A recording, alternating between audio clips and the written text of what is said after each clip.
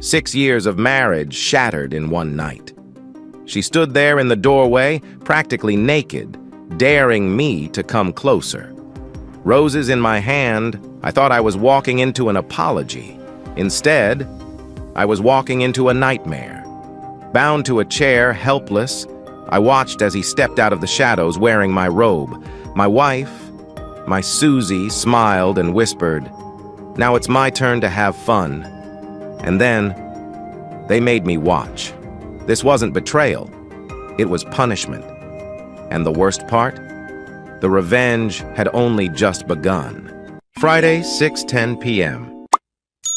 Rush hour traffic has never looked so good, I think to myself as I slowly drive along I-20, heading out of the Dallas-Fort Worth area. After being on the road for a week and a half, anything looks better. I have to admit, just 10 minutes ago, I wasn't sure how great it would feel to be home. I had a big argument before I left and slammed the garage door in frustration. My calls home during the trip didn't really help ease the tension between me and Susie. I made those calls more because I felt I should than because I wanted to talk. But being away did allow both of us to think. I realized that I share the responsibility for our troubles just as much as Susie does. Like many couples, we often disagreed, and one of our biggest points of conflict was about our relationship. I felt she was too focused on her job as an assistant district attorney and not enough on us. She thought I cared more about my career than our relationship, and she felt ignored unless I wanted her attention for something else. I often found myself questioning my choice to marry another lawyer. I remember starting the argument that Wednesday morning. I casually mentioned that it would have been nice if she had come home at a decent hour the night before I left. Susie has a fiery temper like mine, and that spark ignited a big fight. The argument ended with me storming out. We exchanged hurtful words, including comments about how we could improve our relationship. It took a while for my anger to cool before I could think clearly about Susie and our marriage. I realized she is sensitive to my comments about her job, just as I am about hers. We both need to be more aware of each other's feelings. We've been so focused on our work that we've neglected our relationship. The things we say and do, along with the time apart, have chipped away at what we built together. But even after this tough week, a single phone call at the luggage carousel brightened my day. Susie's voice was like music to my ears, a sound I hadn't heard in over a year. Her mention of something special made me want to dash to the parking lot instead of waiting for the bus. I can only chuckle at myself now as I sit in heavy traffic. I remind myself to take deep breaths as I try to reach what I hope will be a warm, welcome home. As I get closer to our house, I look at the dozen roses I picked up on my way from the airport. I wince at the thought that I didn't get her anything for our 6th anniversary tomorrow. I feel bad for not wanting to find a gift until I received that important phone call. Fortunately, tomorrow is Saturday, giving me time to get her something special. With a sigh of relief, I turn the last corner and drive down the final block. We've lived here since we got married because I inherited the house from my uncle. Sometimes I blame this old place for our marriage issues. It's a well-established neighborhood, and our home is at the end of a short street with just one close neighbor. I pull into the driveway and press the button for the garage door. Not surprisingly, it doesn't work. It seems there's always something off in this house, which is part of why I blame it for our struggles. But I refuse to let this be a problem. I park my car and quickly head around to the trunk to grab my suitcase. "Jake," I hear from inside the house. I look up to see Susie at the door, leaning against the frame in a lovely outfit. "Why don't you leave the luggage until later?" she suggests with a smile. Without looking away from her, I toss my briefcase into the trunk and close the lid. I walk toward the front door, a little dazed, but somehow I manage to reach the door without tripping. At the last moment, she turns to face me and wraps her arms around me, tilting her head for a kiss. I realize she's dressed lightly, standing there on our front step, then lean down to kiss her. Our kiss is gentle at first. As our lips touch, they part and become more playful. I taste the hint of smoke, a reminder that I haven't yet convinced her to quit. I briefly worry about my breath after having a beer on the flight, but any concern disappears when she pulls me closer and we kiss more deeply. I wrap my right arm around her back, and without breaking our kiss, I lift her up into my arms. I carry her over the threshold and gently kick the door shut behind us. She gently holds my face in her hands and kisses me with deep affection. Her embrace feels warm, and we slowly make our way into the bedroom, her body pressing against mine. I can sense the closeness between us, both physically and emotionally. I reach up to loosen my tie, but she places her hand over mine, stopping me. "Let me take care of this," she says softly. "Just relax for a moment. I've got everything planned for the next little while." I smile, letting her take the lead as she guides me to a nearby chair. She glances at me with a playful smile. "You'll see what I mean soon," she says with a teasing tone as she starts to loosen my tie and lets it drop to the floor. She lifts my arm to unfasten the button on my sleeve while I rest my hand on her thigh. She meets my eyes, and I can sense the intensity between us. Her movements are deliberate, and I feel the connection deepen as she continues to unbutton my shirt. Without a word, she works her way to unfastening my belt, and soon my pants are undone. Her actions are unhurried, but there's a clear sense of anticipation between us. She steps back for a moment and helps me take off my shirt before kneeling down, her hands moving to remove my shoes. I close my eyes, enjoying the quiet moment we're sharing, feeling the comfort and closeness. Her hands move with care, and the atmosphere is filled with an unspoken understanding between us. Her hands gently guide me to lift my other leg, and I feel the coolness of the room as my pants slide down. I lower my leg, and she wraps her arms around my waist, guiding me to move in rhythm with her. My mind struggles to catch up with the situation, processing her unexpected behavior. I feel her lips leave me, and I manage to open my eyes, looking down at her with surprise. "Did you enjoy that?" she asks, laughing softly, her eyes twinkling with amusement. "You have to ask?" I reply, continuing the playful back and forth we often share. She stands up and stretches to kiss me on the lips. "Trust me?" she asks with a teasing smile. "Of course," I answer. Without another word, she gently pushes me back into the chair. "What are you up to?" I ask with a grin, settling in. "Shh," she whispers, silencing me playfully. She kneels in front of me, leaning over my lap with a playful smile, making me wonder what she's planning. She moves my left arm to rest on the arm of the chair, and before I realize it, she's securing my arm with a Velcro strap. "What are you doing?" I ask, now more curious. "Shh," she repeats, her smile disarming. I laugh, still unsure of her game, as she secures my other arm and then fastens my ankles to the chair's legs. Her movements are deliberate, as though she's setting up for something. She then takes the belt from my pants, wrapping it around my waist and securing it to the chair. "Comfortable?" she asks, standing up. I take a deep breath, glancing at her as she stands before me. Her outfit, though revealing, doesn't seem familiar. "Is that new?" I ask, unsure. "Yes, do you like it?" she asks, smiling. "It looks great," I reply honestly. "Where did you get it?" "I'm glad you like it," she says, her smile turning into something more knowing. "It's a gift from Tim for our anniversary." "Tim?" I ask, confused. "Surely you remember me," a voice says from behind me. My head spins as I recognize the voice instantly. "What's going on?" I exclaim, trying to move, but I realize I'm stuck. "Susie, let me out of this now!" I demand. Tim Schmidt steps into view, standing behind Susie with a confident look as he wraps an arm around her, pulling her close. My eyes flash with anger and then caution when I see he's wearing my robe. "Susie!" I shout. "I think you look quite comfortable where you are, Jake," Susie replies smoothly. I glance up at her in surprise and notice that the sparkle in her eyes has vanished, replaced by a cold look. "Susie, what's going on?" I ask. "Jake, you've been having your fun for a while and now it's my turn, but I'm not hiding it anymore. You'll see everything." "Susie?" I say, confused and furious. "Jake," she replies sternly, "did you think you could get away with this forever?" "What are you talking about? And keep him away from you!"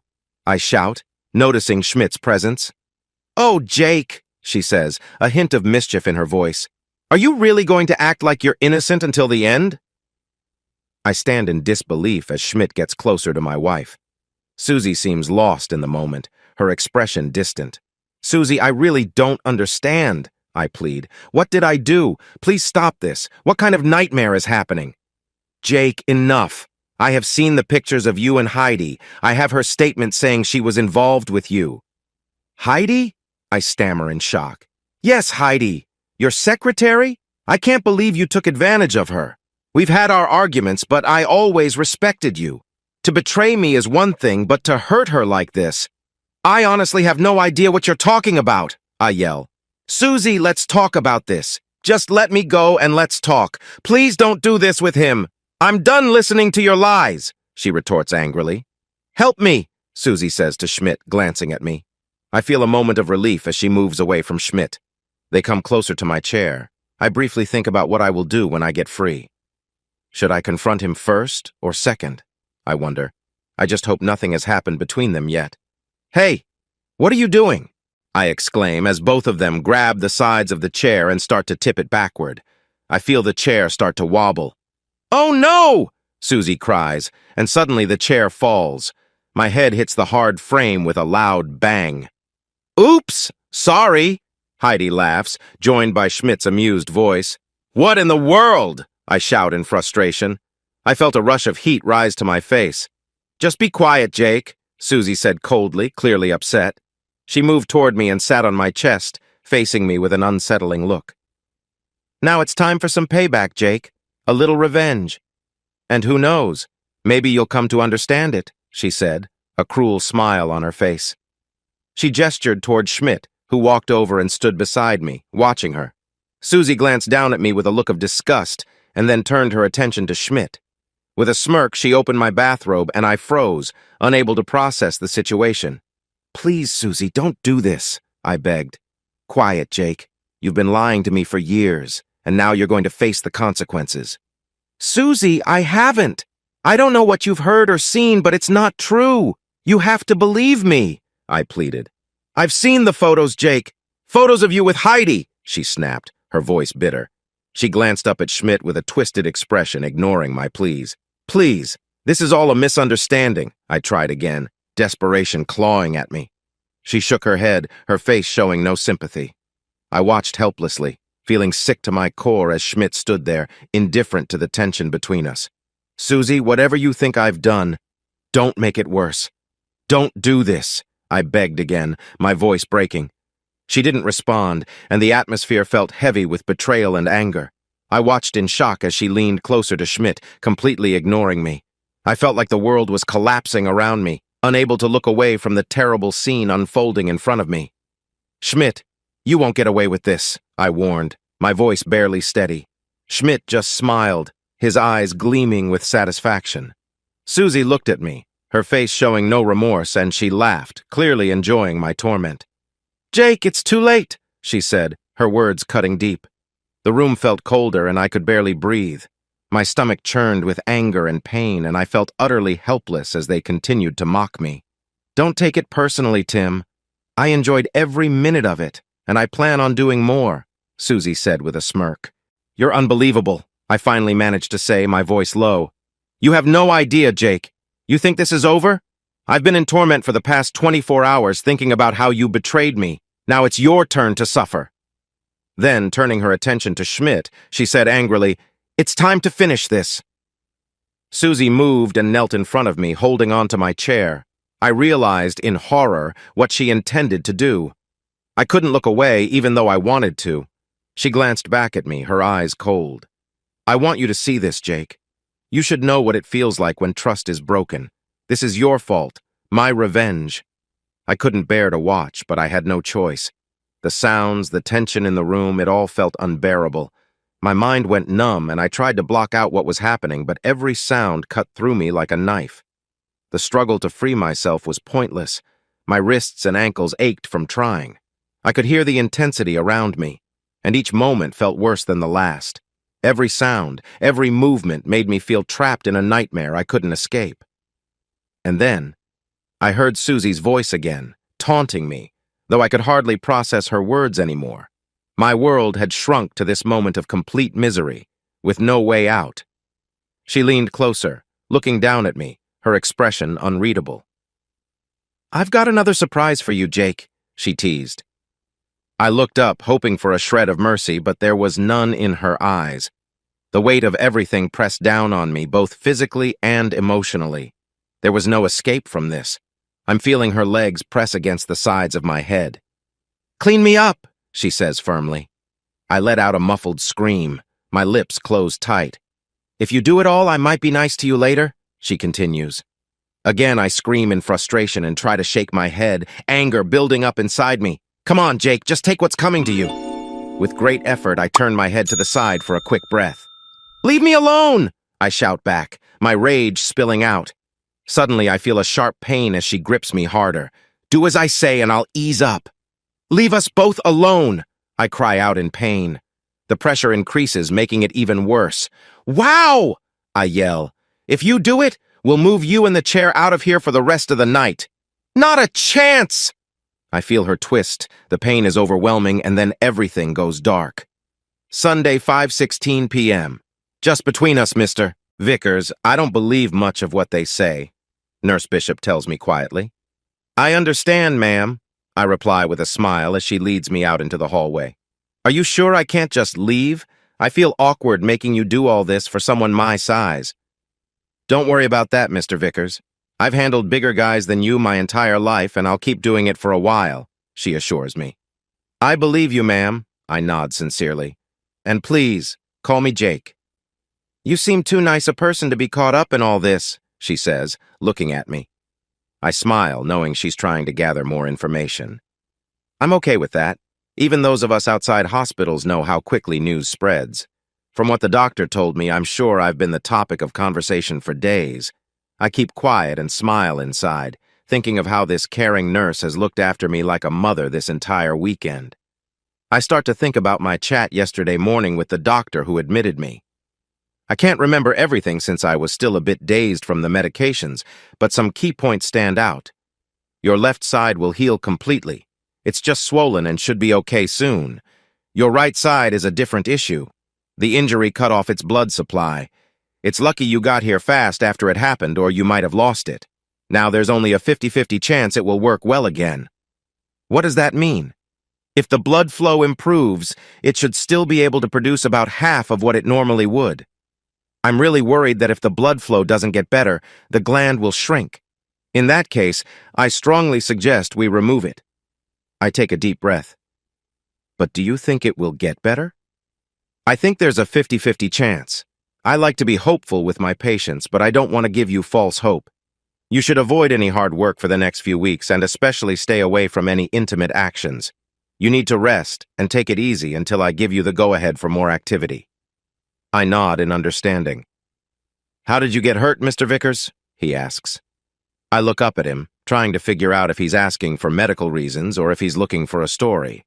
I decide it's a real question, but don't feel like sharing everything. I'm not really sure, Doc. I think I lost consciousness and I don't remember much. What do you remember? He asks, pressing for more. After thinking for a moment, I say, I think I got caught up in a strange position with my wife and something went wrong. He writes down some notes and meets my gaze.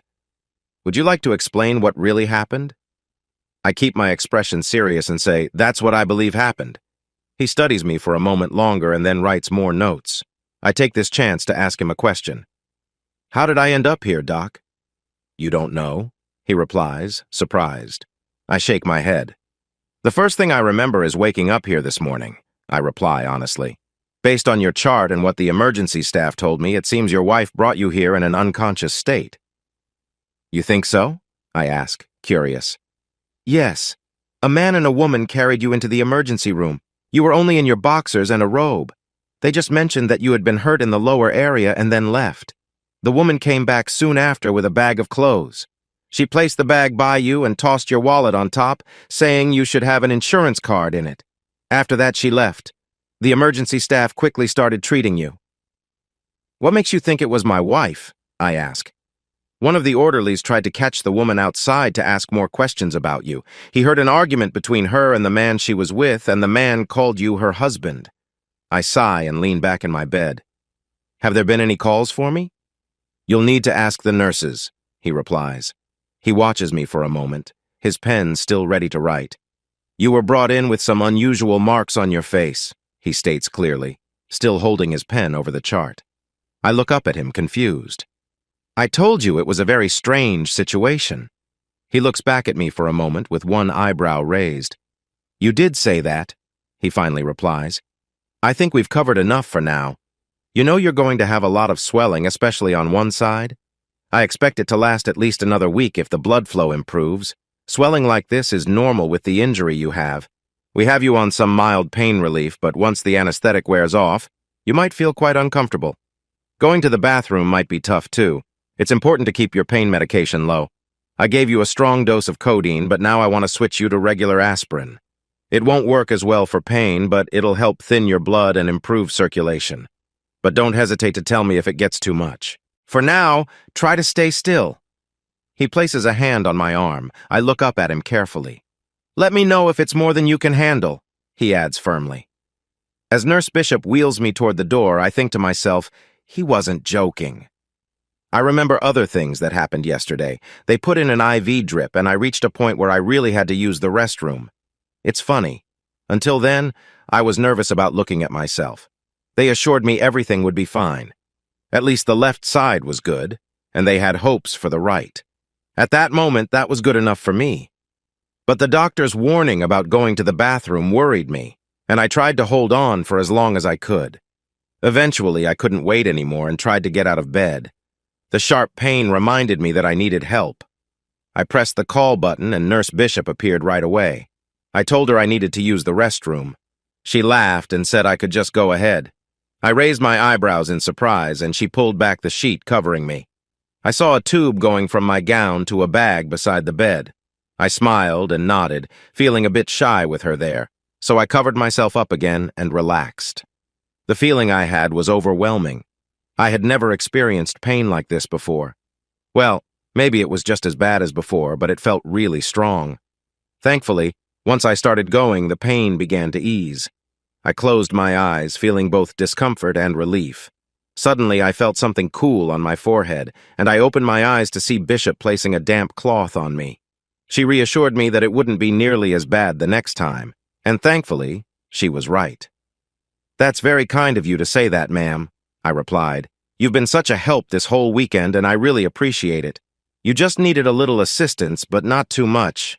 I believe it's not helpful to spoil someone." "I agree, ma'am," I say as she pushes me to the main reception area. I carefully get out of the wheelchair to sign some forms and turn to thank her one more time.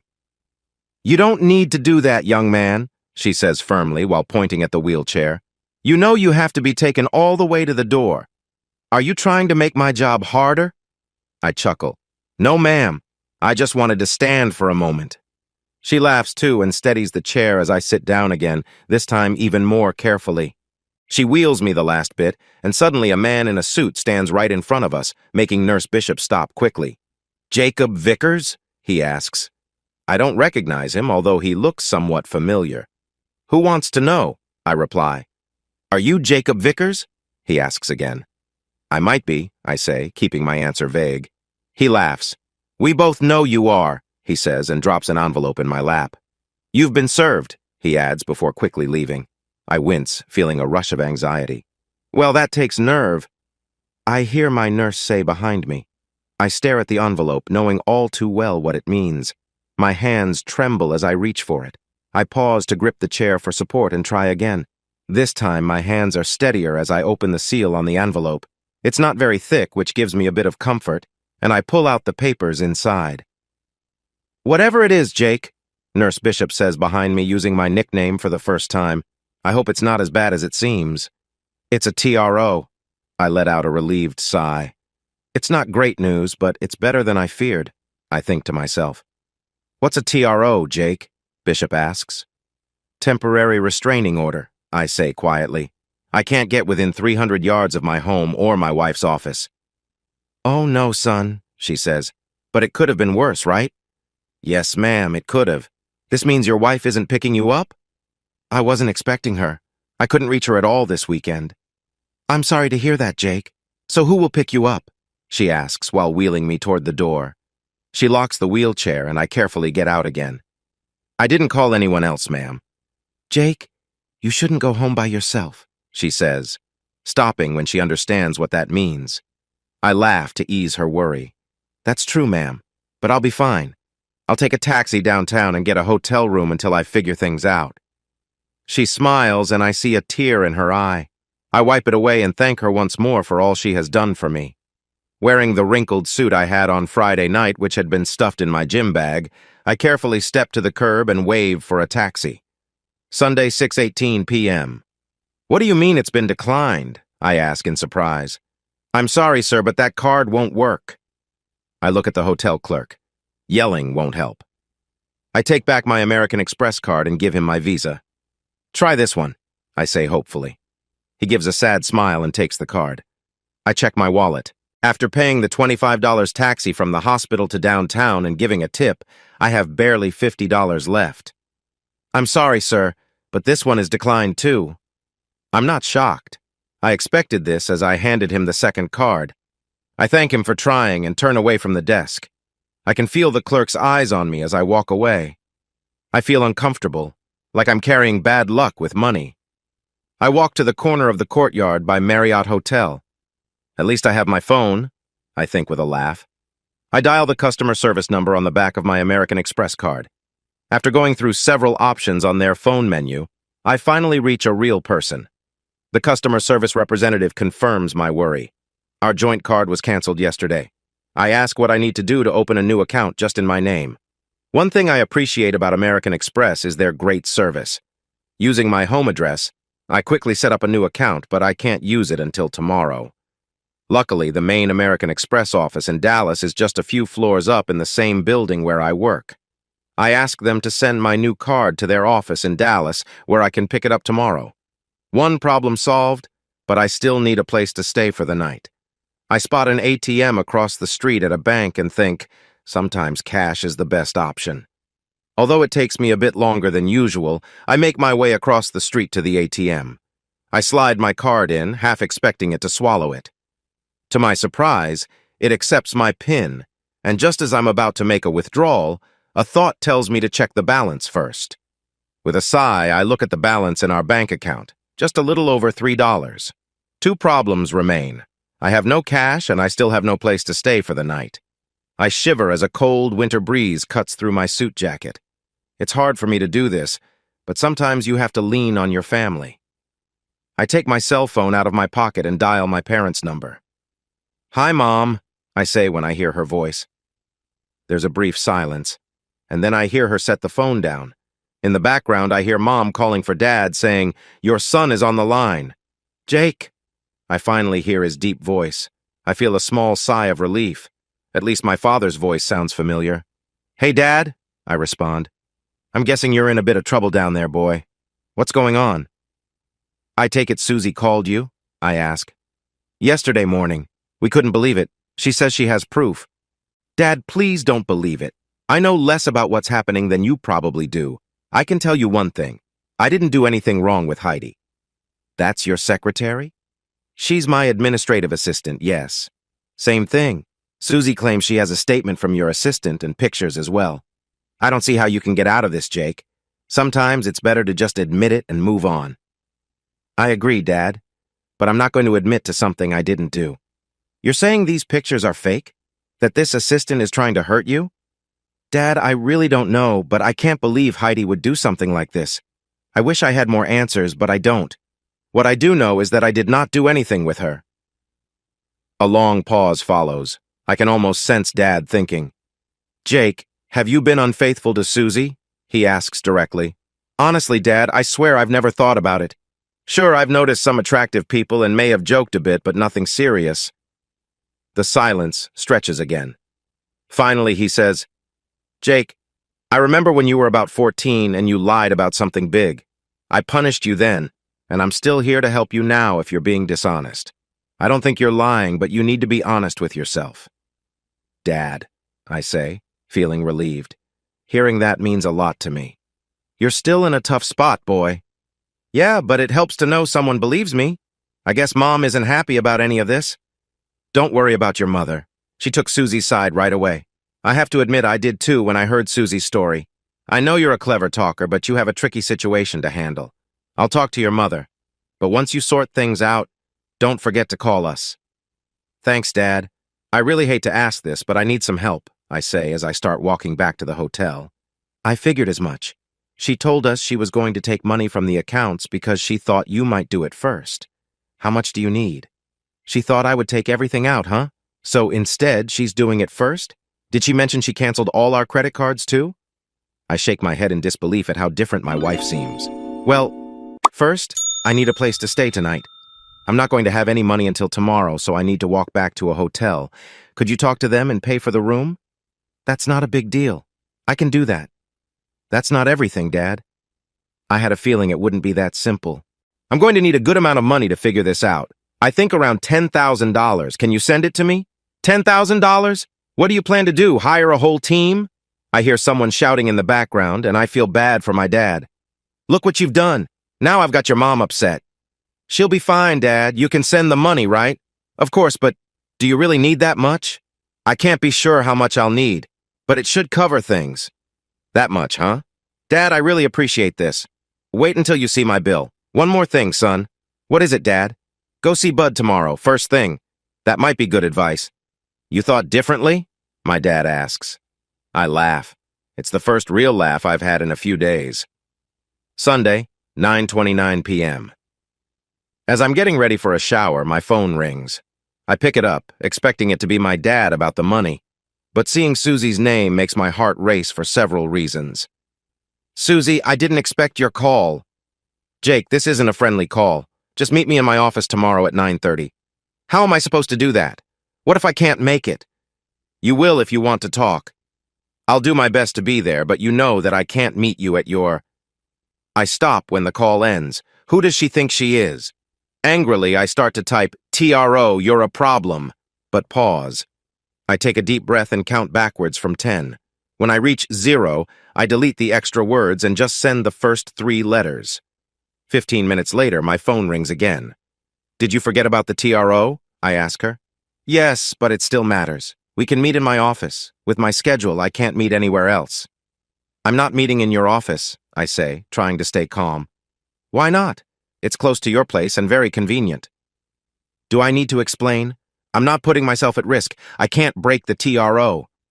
The TRO is only a problem if I make it one. Since I'm inviting you, I don't see the issue. I definitely see it. You're a prosecutor with a TRO against me, and your office is nearby. You just caught me off guard 2 days ago. What promise can you give me that I'm not stepping into another trap like last time? She exhaled loudly through the phone. You should know me better. I thought I did, but I just spent 2 long days in the hospital. If you want to meet tomorrow, let's pick a safe place. I ended the call and shook with frustration. How can she do this to me? Doesn't she see how I feel about her? How could she think I would ever betray her? What could have made her act this way without asking me directly? Sunday, 10:31 p.m. I stepped onto the chilly balcony of my hotel room with a bottle of water in hand. After taking a warm shower, I finally had a moment to think. What planet did my plane land on 2 days ago? I wondered. Looking back over the past 2 days, one thing was clear. I had no idea what was happening. The trouble started early yesterday when 2 police officers arrived shortly after my chat with the doctor. I almost told them everything when my cautious instinct told me to stay quiet. While Susie acts quickly and decisively, I prefer to take my time and think things through. Susie's quick thinking helps her in a courtroom. She knows how to capture a moment and reveal the truth. I, however, like to be careful and calculated. No, I reminded myself. Talking to the police wasn't smart. I really didn't want anyone to find out what happened on Friday night, especially since that guy Schmidt was involved somehow. It's already bad enough that I was the topic of hospital gossip, and all they could do was guess what happened and how Susie was connected. I knew I had to keep this under wraps, and if I'd talked to the police, I would have lost the little control I had left. With a heavy heart, I thought about how Susie fit into this. With Schmidt in the picture, I believed she might have been under a lot of pressure. While I had seen her be strong and determined before, I had never seen her so angry and out of character as she was that night. There had to be more to this than just rumors about me, and it seemed Schmidt was at the center of it all. I wondered if Susie was just a victim like me, but what if she was part of it? If that was true, then I could see no way out. If Susie is involved, then my choice not to talk to the police seems even smarter. Her role as an ADA might make things harder for me. I think back to my time with the police in the hospital. What started as friendly questions turned into tough ones because I didn't really remember much. I don't think they believed me when I said I couldn't recall anything from the moment I got into my car at the airport until I woke up in the hospital. But their last question hit me hard. They asked who they should tell about my situation. That made me realize that I didn't have anyone I wanted them to reach out to. I had to call my parents earlier, and that was hard. I've been distant from my father for more years than I'd like to say, and while I used to have a good relationship with my mother, that has changed too. The only person I would really consider telling is Susie, but she is exactly the person I don't feel comfortable reaching out to now. Susie is also an only child. From our talks, I know her father left when she was a teen, and she doesn't speak to her mother at all. The only time I've met her mother was at our wedding. Plus, I started to realize that I'm not sure who my friends really are. I know Susie has already shared her side with my parents. Who else has she talked to? There are more questions than answers for me right now. Monday, 7:57 a.m. Jake, I don't know how to tell you this, Tom says, closing the door to my office. I lean back in my chair and look at Tom Weston, the managing partner of the firm and a friend for a long time. I gesture for him to take a seat at my desk. We don't have time for that. By the rules, you shouldn't even be in your office right now, Tom says, unable to make eye contact. Just tell me what's going on, I reply, sensing something serious given the events of the last few days. An urgent HR meeting happened yesterday to talk about some recent accusations about your conduct. You have a formal HR interview at 8 a.m. This morning? I ask, surprised. Yes. And you held an HR meeting on a Sunday? Jake, this is serious. The meeting was called because of your position in the firm. I'm here as the managing partner, but also as a friend. You're in a difficult spot, and you have some important decisions to make very soon. Where's the meeting? I ask, standing up. Jake, as a friend, I urge you to stay calm. Let's go. The meeting is in the executive conference room. Tom leads the way out of my office and toward the conference room. I look at my watch and see it's 8 a.m. Heidi isn't at her desk. She's usually very prompt, so I expected she might not come in today. Still, I need to talk to her. Who will be at the review meeting? I ask. Just me and Hinckley. I had to choose Evans to fill in for you. Rolansky and Schmidt are the other two. Schmidt, I say, surprised. Tom flinches, glances at me briefly, then looks away. I know he's not your favorite, but this is how it goes. You basically set up the executive HR review process yourself. I'm not happy about it either. I know it really well, I think to myself. I quickly remind myself that 5 managers or higher are involved. Tom is the managing partner, Hinckley is the HR manager, and I used to hold the general counsel position. The other 2 are chosen for each situation, one by HR and the other by the managing partner. I guess you chose Rolansky, I ask. I'll act like I didn't hear that so we can stay friends, he replies. Tom holds up his hand to stop me. I shouldn't tell you this, but I can't let you go in there without some preparation. They're going to offer you a separation package to leave. The group decided it's best for the firm to avoid any lawsuits or bad press. Resigning is the way to go. I couldn't stop this, Jake. All I could do is make sure the package was as good as it could be. I lean back, feeling stunned. I can't believe this is happening. How did everything go wrong so quickly, I wonder? Jake, are you all right? Tom asks with concern. No, I'm not, Tom. Just give me a moment. You're going to have to be ready, Jake. I know that, Tom. Just give me a minute to gather myself. That came out stronger than I meant, and I see Tom smile at me. When this is over, I hope we're still good friends, he says. Don't worry about that, Tom. All right, let's go. Tom leads me around the corner and stops for a moment outside the conference room door. He looks at me once more before opening the door. I follow him in and see 4 people sitting together across the table. Tom takes his place at the head. The only empty chairs are on my side. I choose the middle chair right across from Christy. When our eyes meet for a moment, she quickly looks down at her hands on the table. I respect and admire her a lot. I hired her right after she graduated from UT. I didn't even think about applicants from elsewhere. I wanted someone who understood our local culture and way of life in Texas. I started working with her as a project, but honestly, she didn't need much help. I know her well as a tough coworker, and now she's become a strong rival. Mr. Vickers, Hinckley begins the meeting. You are here for an executive HR review. We had a meeting yesterday where 5 of us discussed claims of inappropriate behavior. These are serious claims and against company rules. Such actions could lead to losing your job. Excuse me for interrupting, I say firmly, not feeling sorry. But I want him removed from this meeting. I point to Schmidt, sitting next to Hinckley. Mr. Vickers, you have no say in who is on this review panel, Hinckley replies. That's true. But I do have a concern since there is known tension between Schmidt and me. Everyone in this room knows about it. If this turns into a lawsuit for unfair dismissal, having someone who is known to be biased on the panel only makes my case stronger. A heavy silence takes over the room after I mention the words unfair dismissal lawsuit. I try to meet the eyes of each panel member, except Schmidt. Miss Hinckley, Schmidt speaks up. I'll step aside if the group prefers, but I must say, while Vickers and I aren't friends, the term tension seems too strong. I believe I can be fair. Does anyone think Mr. Schmidt would be unfair in his role here? Hinckley asks. I look over at Christy. Her face is serious as she meets my eyes. She doesn't look away, and I finally do. She knows, just like I do, that Schmidt can't be impartial. I think to myself, she has learned well.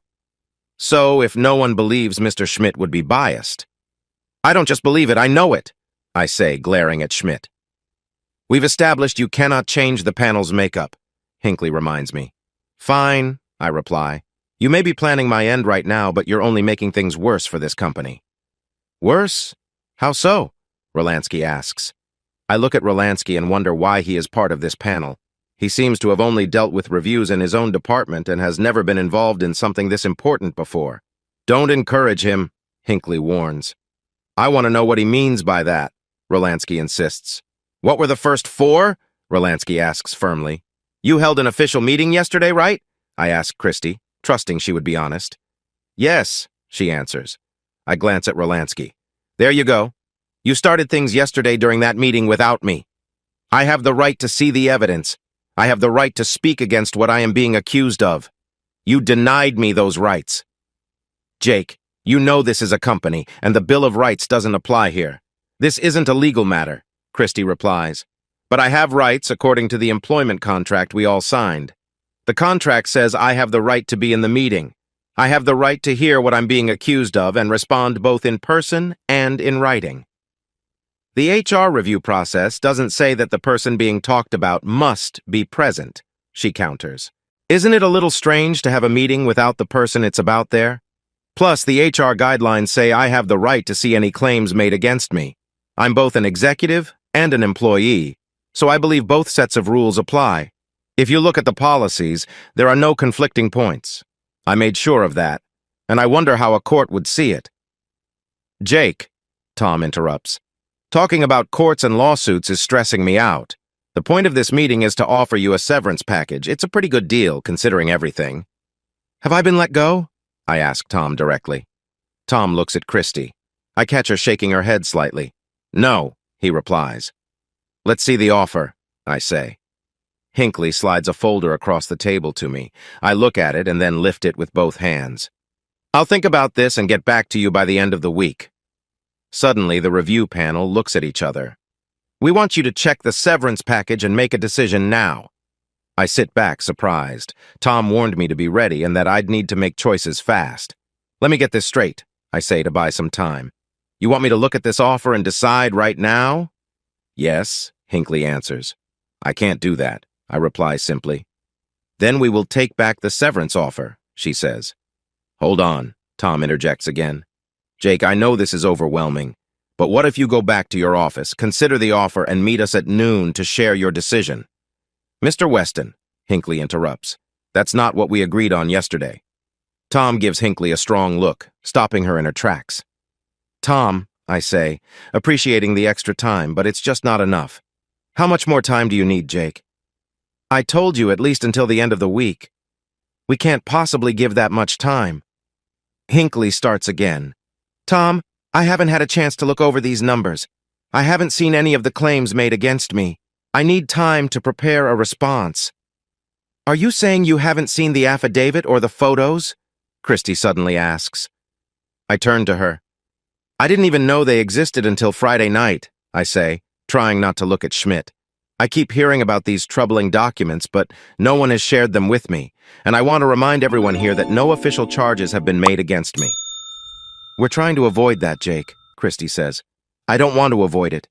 Do you have those documents? Christy glances at Tom, then back at me. We have the original affidavit, but only copies of the photos. I want copies of both. Actually, I want the originals of everything. You can make copies if you need to.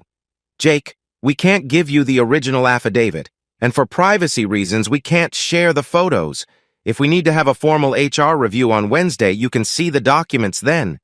Keep the photos. I believe they are not real anyway, but I need the original affidavit. Jake, we can't do that, Christy replies. If I can't check the original evidence to show it hasn't been changed, it'll only make my case for wrongful termination even stronger. I need that original, and I need until the end of the week at least, I emphasize. I'm sure you have plenty of copies by now, and if the affidavit is real, why would I want to destroy it? You can always print a new one and have it signed again. Jake, can you give us a moment to talk? Christy asks. Sure, I reply, slowly standing up from my chair, which I'm sure Schmidt notices. And Miss Evans? I add. Christy tilts her head, curious, as she often does when she knows I have something important to say. Trust your judgment and your experience, I say, and walk out, leaving the severance package on the table. I close the door and lean against it. I can hear the discussions and disagreements inside. Hinckley and Schmidt seem to be on one side. Schmidt is clearly my opponent, but I've never had an issue with Hinckley before. Why is she being difficult now? Tom is on my side, and it sounds like Rolansky agrees with him. They are arguing that an extra week won't hurt, and could even help avoid bigger legal problems in a wrongful termination case. Hinckley and Schmidt say that the company could face a lawsuit for harassment at any time. If they don't act quickly, it might seem like they accept such behavior. They believe the company has followed the right steps so far and should keep doing so. They are strongly against giving me any documents, even copies. They say I can look at the documents during a formal HR meeting. I listen to both sides discuss the situation. I think Tom made a good choice with Rolansky for us. The one person I haven't heard from is Christy. Just then, I can hear her soft voice and smile to myself. She is really good at helping people. I hear quiet footsteps and I quickly move away from the door just as Tom opens it and asks me to come back in. I close the door behind me and walk to the table. Christy seems to be leading things as she gestures for me to sit down. I smile and say I'd rather stand, not wanting to explain further. Jake, we have a new offer for you. I need until the end of the week to think about it. Would you listen to what I have to say? I nod. We would like you to take the severance package and think it through carefully. Please come back on Wednesday at noon with your decision. Right now, you are not fired. We haven't officially started the HR process yet. Depending on your answer on Wednesday, we may start that process. In the meantime, we will place you on administrative leave. Other than when we ask for you, you cannot be on company property or have access to any documents, whether paper or digital. However, she pauses for a moment, we will give you the original affidavit but not any pictures. We expect you to return it. You can see a copy of the pictures on Wednesday if needed. Christy looks at me, waiting for a response. I feel pleased with their offer. It's almost what I would have wanted. I accept your proposal, without giving up any of my rights according to company policy. Can someone take me to my office to gather some personal items I might need for the next few days? Hinckley starts to say something, but Christy quickly agrees. She looks at Tom, who nods. Mr. Weston will accompany you. The meeting seems to be over, and I pick up the package. I glance at Christy and give a little wink. She doesn't reply, but I think I see the smallest hint of a smile on her face, even if her eyes seem a bit watery.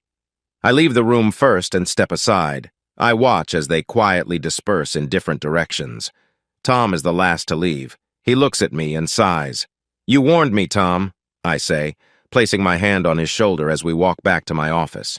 Monday, 9:31 a.m. Mr. Vickers, could you please follow me? I take a deep breath and stand up, following the receptionist through a set of doors marked with the names Sutter, Klein, and Gambino. Before I walked into my office this morning, Susie texted me that our meeting would be at our family lawyer's office. Usually, meeting with a lawyer is seen as a bad sign, but Vicky has been a friend to Susie and me for many years. I try to smile at her, even though I feel frustrated with her and the few people I've met so far.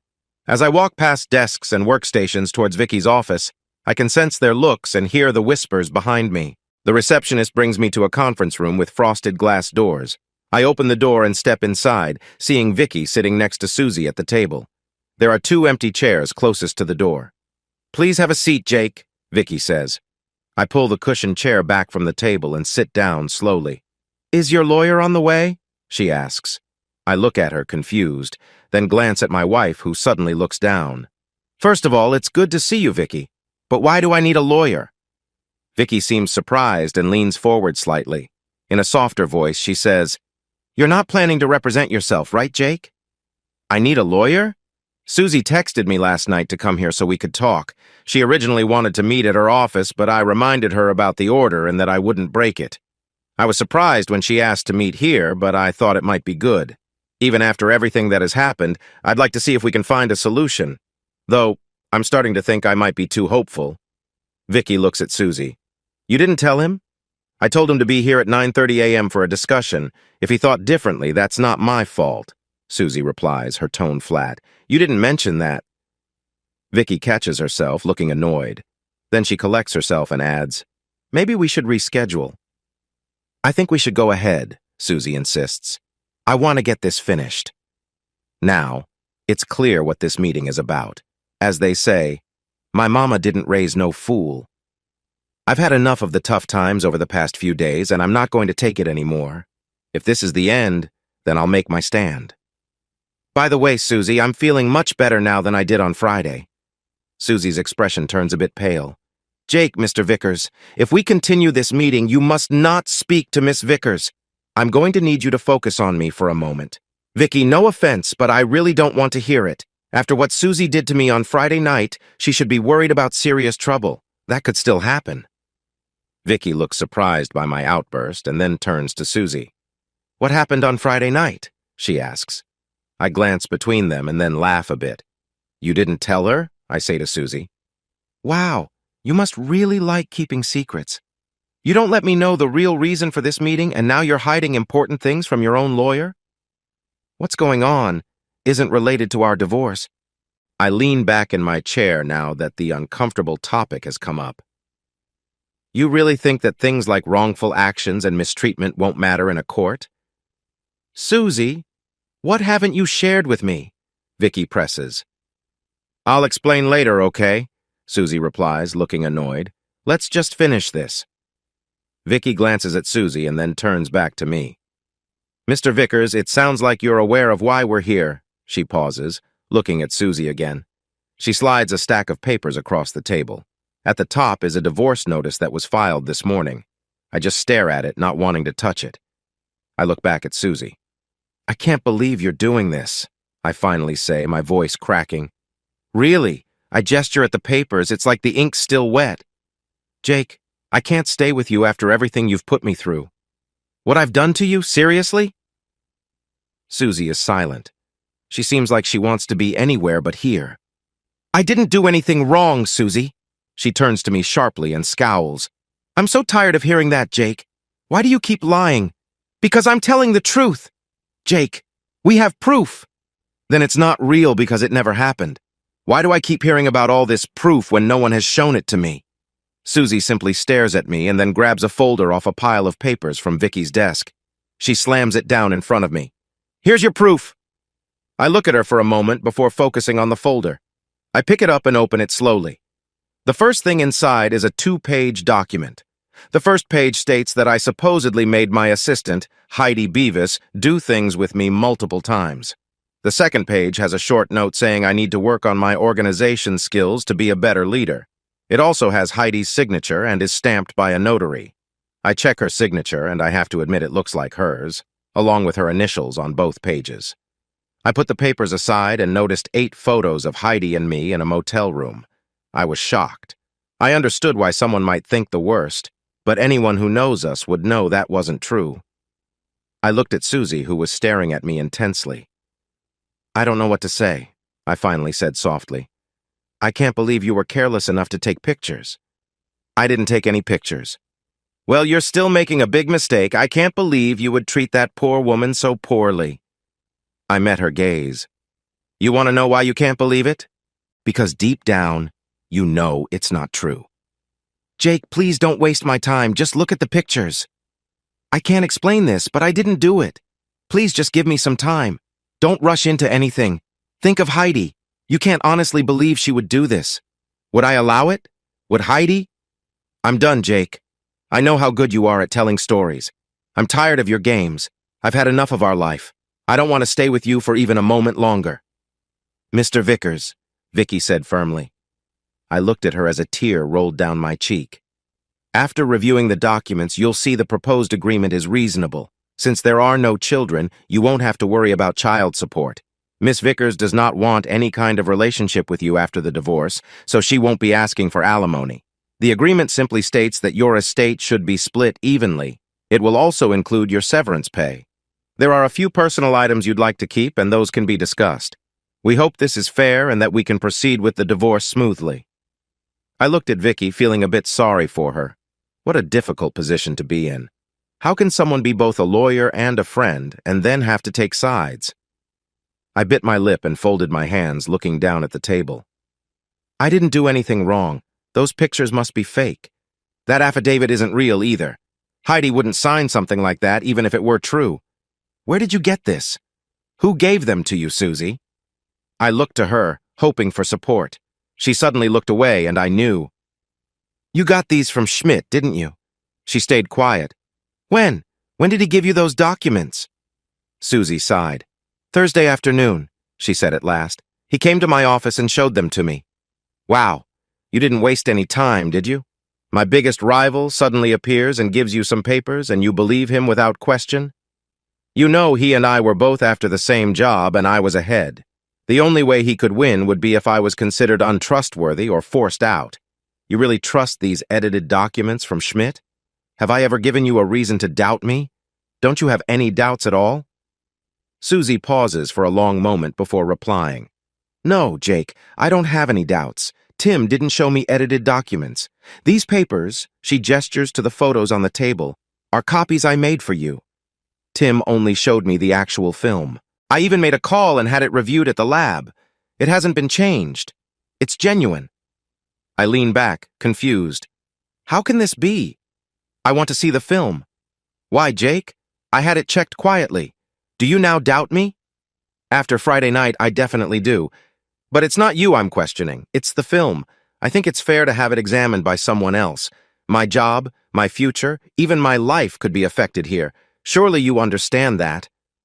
What if you ruin it? Why would I do that when I need it to show I'm innocent?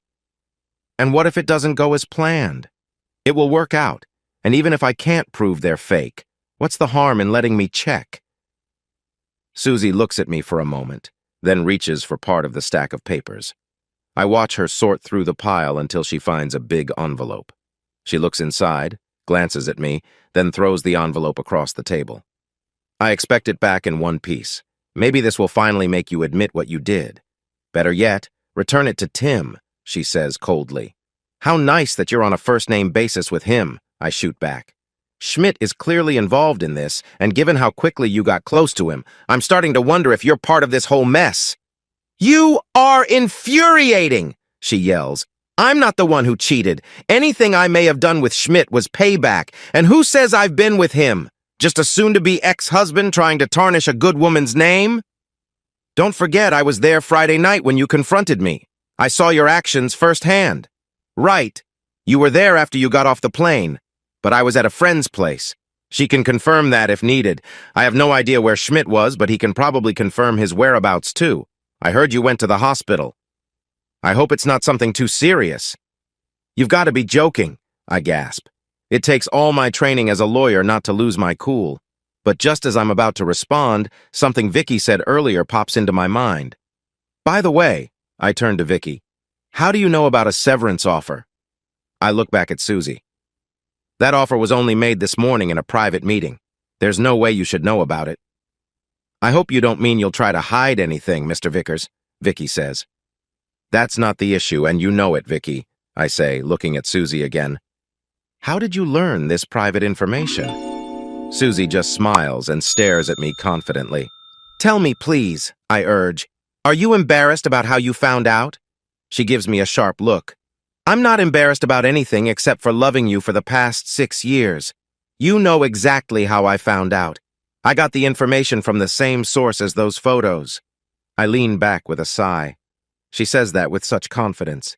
Even if I prove this is all a trick, I can't help but wonder if there is a chance for us.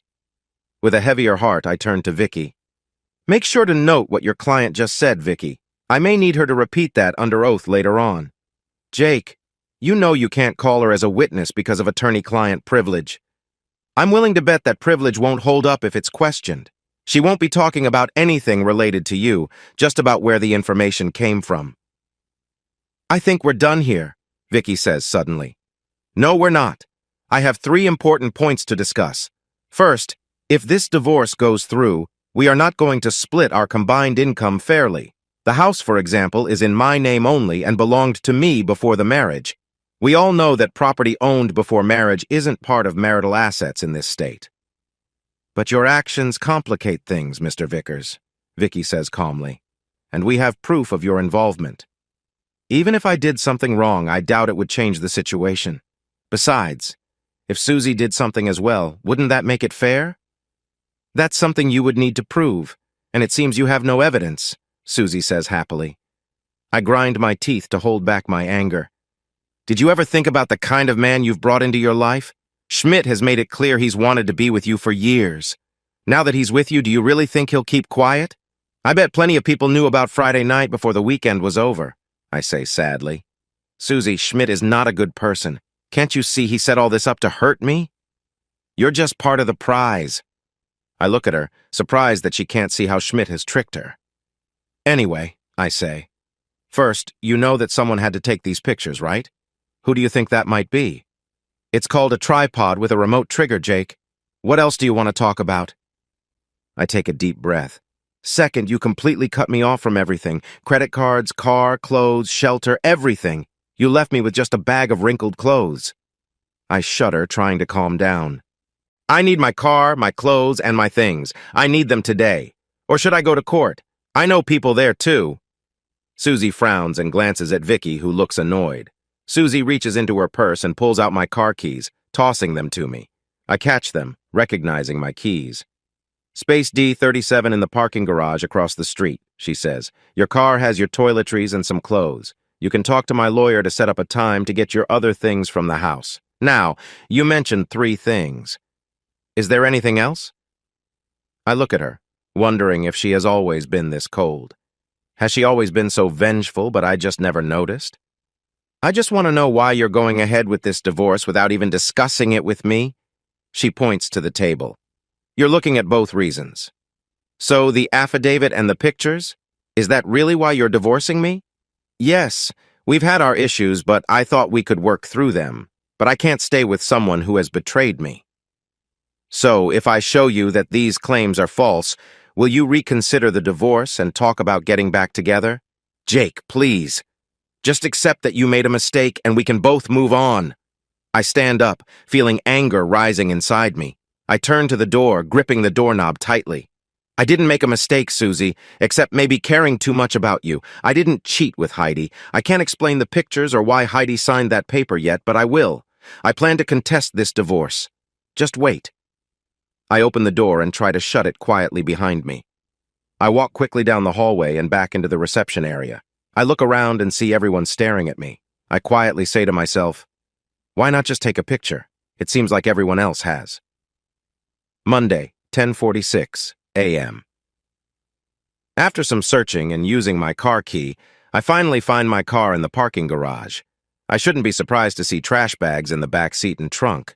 They're filled with clothes, even my suits. As I drive out of the garage, I can't believe how much has changed in such a short time. I can't understand how she could throw everything away without even talking to me first. The photos look bad for me. I can't believe Heidi signed that document. There has to be more to this, and I need to see Heidi soon to find out. But what do I do now?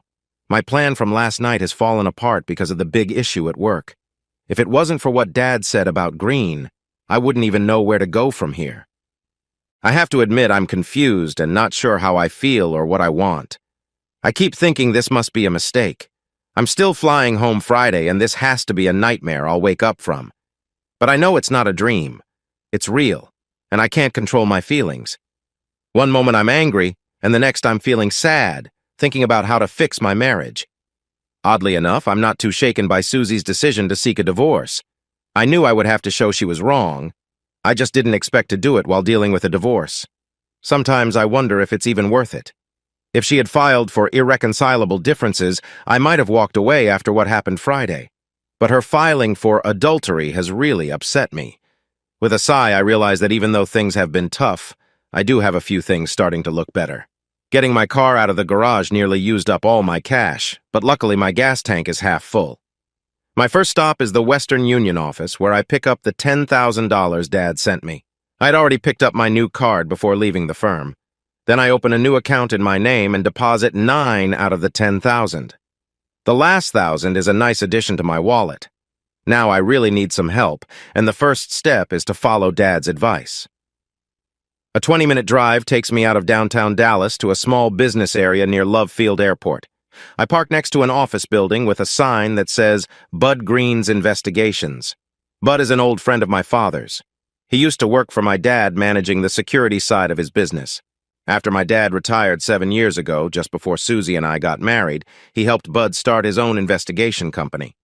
As the lawyer for my firm, I sometimes need an independent investigator. I called Bud right away, and he has always come through for me. He's built a small but very skilled team of investigators. They are fast, trustworthy, discreet, and precise.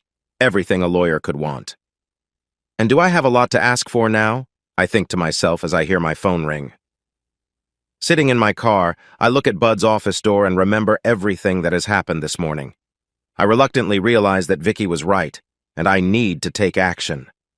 5 minutes later, I finish my call and dial another number.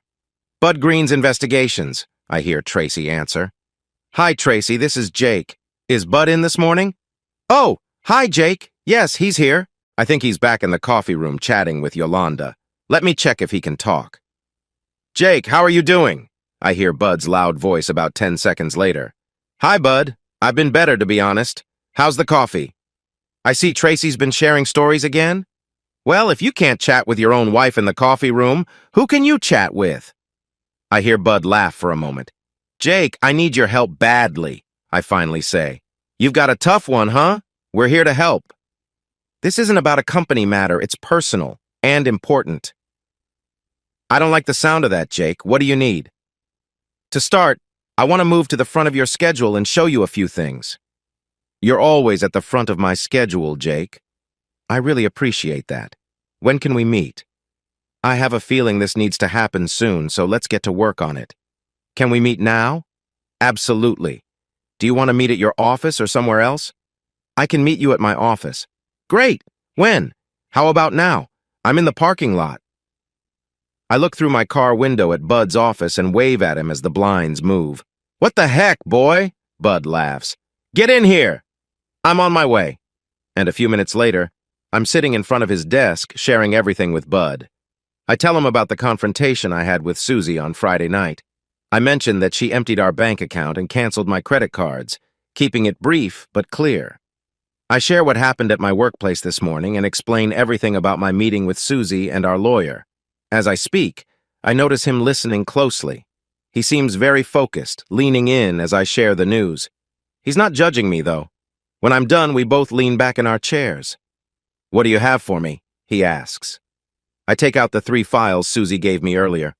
I search through them until I find the affidavit and show it to him. This is said to be the original. Can we check if it's real? Bud examines it quickly. With a whistle, he replies, This doesn't show you in a good light. He removes the staple and holds the papers up to the light. At first glance, it seems real, but we need to look deeper. I'll have my top guy check this out. Great. I have a copy too, and I plan to talk to Heidi later. Do you think that's a good idea? Not really, but I have to do it. I can't believe she signed this affidavit. Bud studies me for a moment. Look, I don't think any of this is true either. But remember, it's not about what you think. It's about what you can prove, especially since you've already been blamed. I nod. Then I hand him the second file that has the negatives of the photos.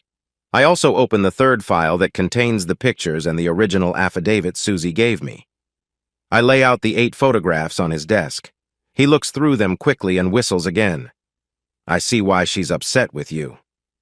It can't be me, I say, but I need to confess something. Bud looks at me with surprise. I recognize the room in these pictures. That's my hotel room from a week and a half ago in Houston. He sighs. That doesn't look good. Was your secretary there too? Yes, I admit. He continues to look at the photographs and starts to rearrange them. I move to his side of the desk so I can see them better. Susie mentioned having a forensic expert check the negatives. Is there any way to know if they've been altered? That depends on how skilled the person was. Usually you can tell. He leans over one of the clearer pictures, using a magnifying glass to inspect it closely. Leaning back, he grunts. I'll have the negatives checked carefully, but from what I see, they look pretty genuine. What's troubling, Jake, is that the guy in these pictures looks just like you. He even has the same birthmark on his neck. Sighing, I answer, yeah, I noticed that too. But I can tell you one thing about these photographs. What's that? They seem to be staged. Staged. How do you know that? First, I've met your assistant. She would never get involved in something like that, and there's no way she would let herself be in a photo like that. Second, you wouldn't be silly enough to let pictures be taken either. Third, look at the nightstand by the bed. Do you see the clock and calendar there? I glance at a photo and spot the clock and calendar. Yes, I see them. What's about those? Notice how they're facing the camera instead of the bed? They should be pointing toward the bed or at least to the desk on the other side of the room. Plus, I've never seen that type of calendar in a hotel room. If there was one, it would be on the desk and not on the nightstand where it can be easily seen in the photo. Do you remember if the hotel had a calendar like that? Now that you mention it, I don't. I can't say for sure, though. I just don't recall. We can check that later, Bud says. Now, I have a few questions. The calendar shows January 15th. He looks at it again. That was a Sunday. When did you check out of the hotel? I checked out that same morning. I had other clients to see in San Antonio, and I took a small flight that afternoon. I stayed at the Marriott downtown and met with various clients from Monday to Friday before I headed home. What about your assistant? When did she check out? She checked out on Sunday too, but I think she flew back to Dallas. Well, it's not great news that she was in Houston at the same time you were, but it is good that you checked out on Sunday. Now we know the photos were set up. How can you tell? The calendar was already set to January 15th, the day you checked out, so if that's you in the photo, it must have been Saturday night since you were already in San Antonio by Sunday evening, right? Yes, that's true, but I still don't see your point. Who flips a calendar to the next day the night before? Maybe a few people do that, but most wait until morning. This calendar is on Sunday, yet the clock shows it's 1:30 a.m. Did you happen to change that calendar to Sunday before going to bed on Saturday? Hey, I say, if I had changed it, I would have remembered. There's no way I did that. So someone else did it for you. Bud smiles. But let's not get too excited. This suggests someone staged everything, but it's not proof by itself. We have a lot more to figure out. Do you remember what time you went to bed on Saturday night? Let me think. I believe it was around midnight. We all gathered in the hotel lounge to celebrate the business deal we closed earlier that day. Who was with you? Was your secretary there? Actually, she wasn't there for the celebration, but that's expected. She's quite private and usually avoids big gatherings with a lot of drinks. Where do you think she was then? I assume she was in her room, but I can't say for sure after 9 p.m. Okay, so it seems safe to say she was alone? I'd be very surprised if it was any different. Who were you celebrating with? Weston, Schmidt, and me? Schmidt? The guy you don't get along with? I chuckle. Yeah, that's him. If you don't like him, why did you celebrate together? It was more of a work thing. I've never liked him personally, but he's really good at his job. I have to admit he played a big part in closing the deal. And your little party ended around midnight? I'm not sure when they stopped. I left first around midnight. They were still enjoying their drinks. How much did you drink? Oh gosh, I'm not really sure. Were you tipsy when you went upstairs? I wouldn't say I was very drunk, but I was definitely over the limit if I had to drive home. Weston was pretty far gone. What about Schmidt? I don't think he had too much. I remember him buying 2 rounds, including one for himself, but he didn't want to drink when it was time for us. Bud seems to consider this. He raises an eyebrow and asks, "What time did you wake up on Sunday?" I reflect for a moment. I think I woke up pretty late. Yes, I remember now. It was around 9 a.m. and I was surprised I slept that long. Even when I stay up late, I usually wake around 7 a.m. Did you feel unwell? I don't really remember. But I do recall feeling a bit off. It took me a while to get going. I went for a run around 9:30 and came back at 10 o'clock. That made me feel a lot better. Did you have a headache? I had a small one, but more than anything, I felt a bit groggy. Okay, that's a good start. I want to talk to you again later. I need a full timeline of your Saturday and Sunday, and also for anyone else who was there with you. Wow, I'm not sure I can recall all the details for myself, let alone for anyone else. You understand how important this is. Knowing where everyone was will help piece this together. I nod. Okay, Bud, sounds good. You know I won't be at my office today, plus I have a couple more important things to take care of. Call me on my cell when you're ready. Sure, but hold on a moment. I need you to sign a few things, and one is important. I watch as he opens a drawer and takes out several papers. He gives me all but one and says, "You need to give these to Tracy. Answer some of her questions and sign where she tells you. That will make everything official." He pauses and writes something on the form he kept.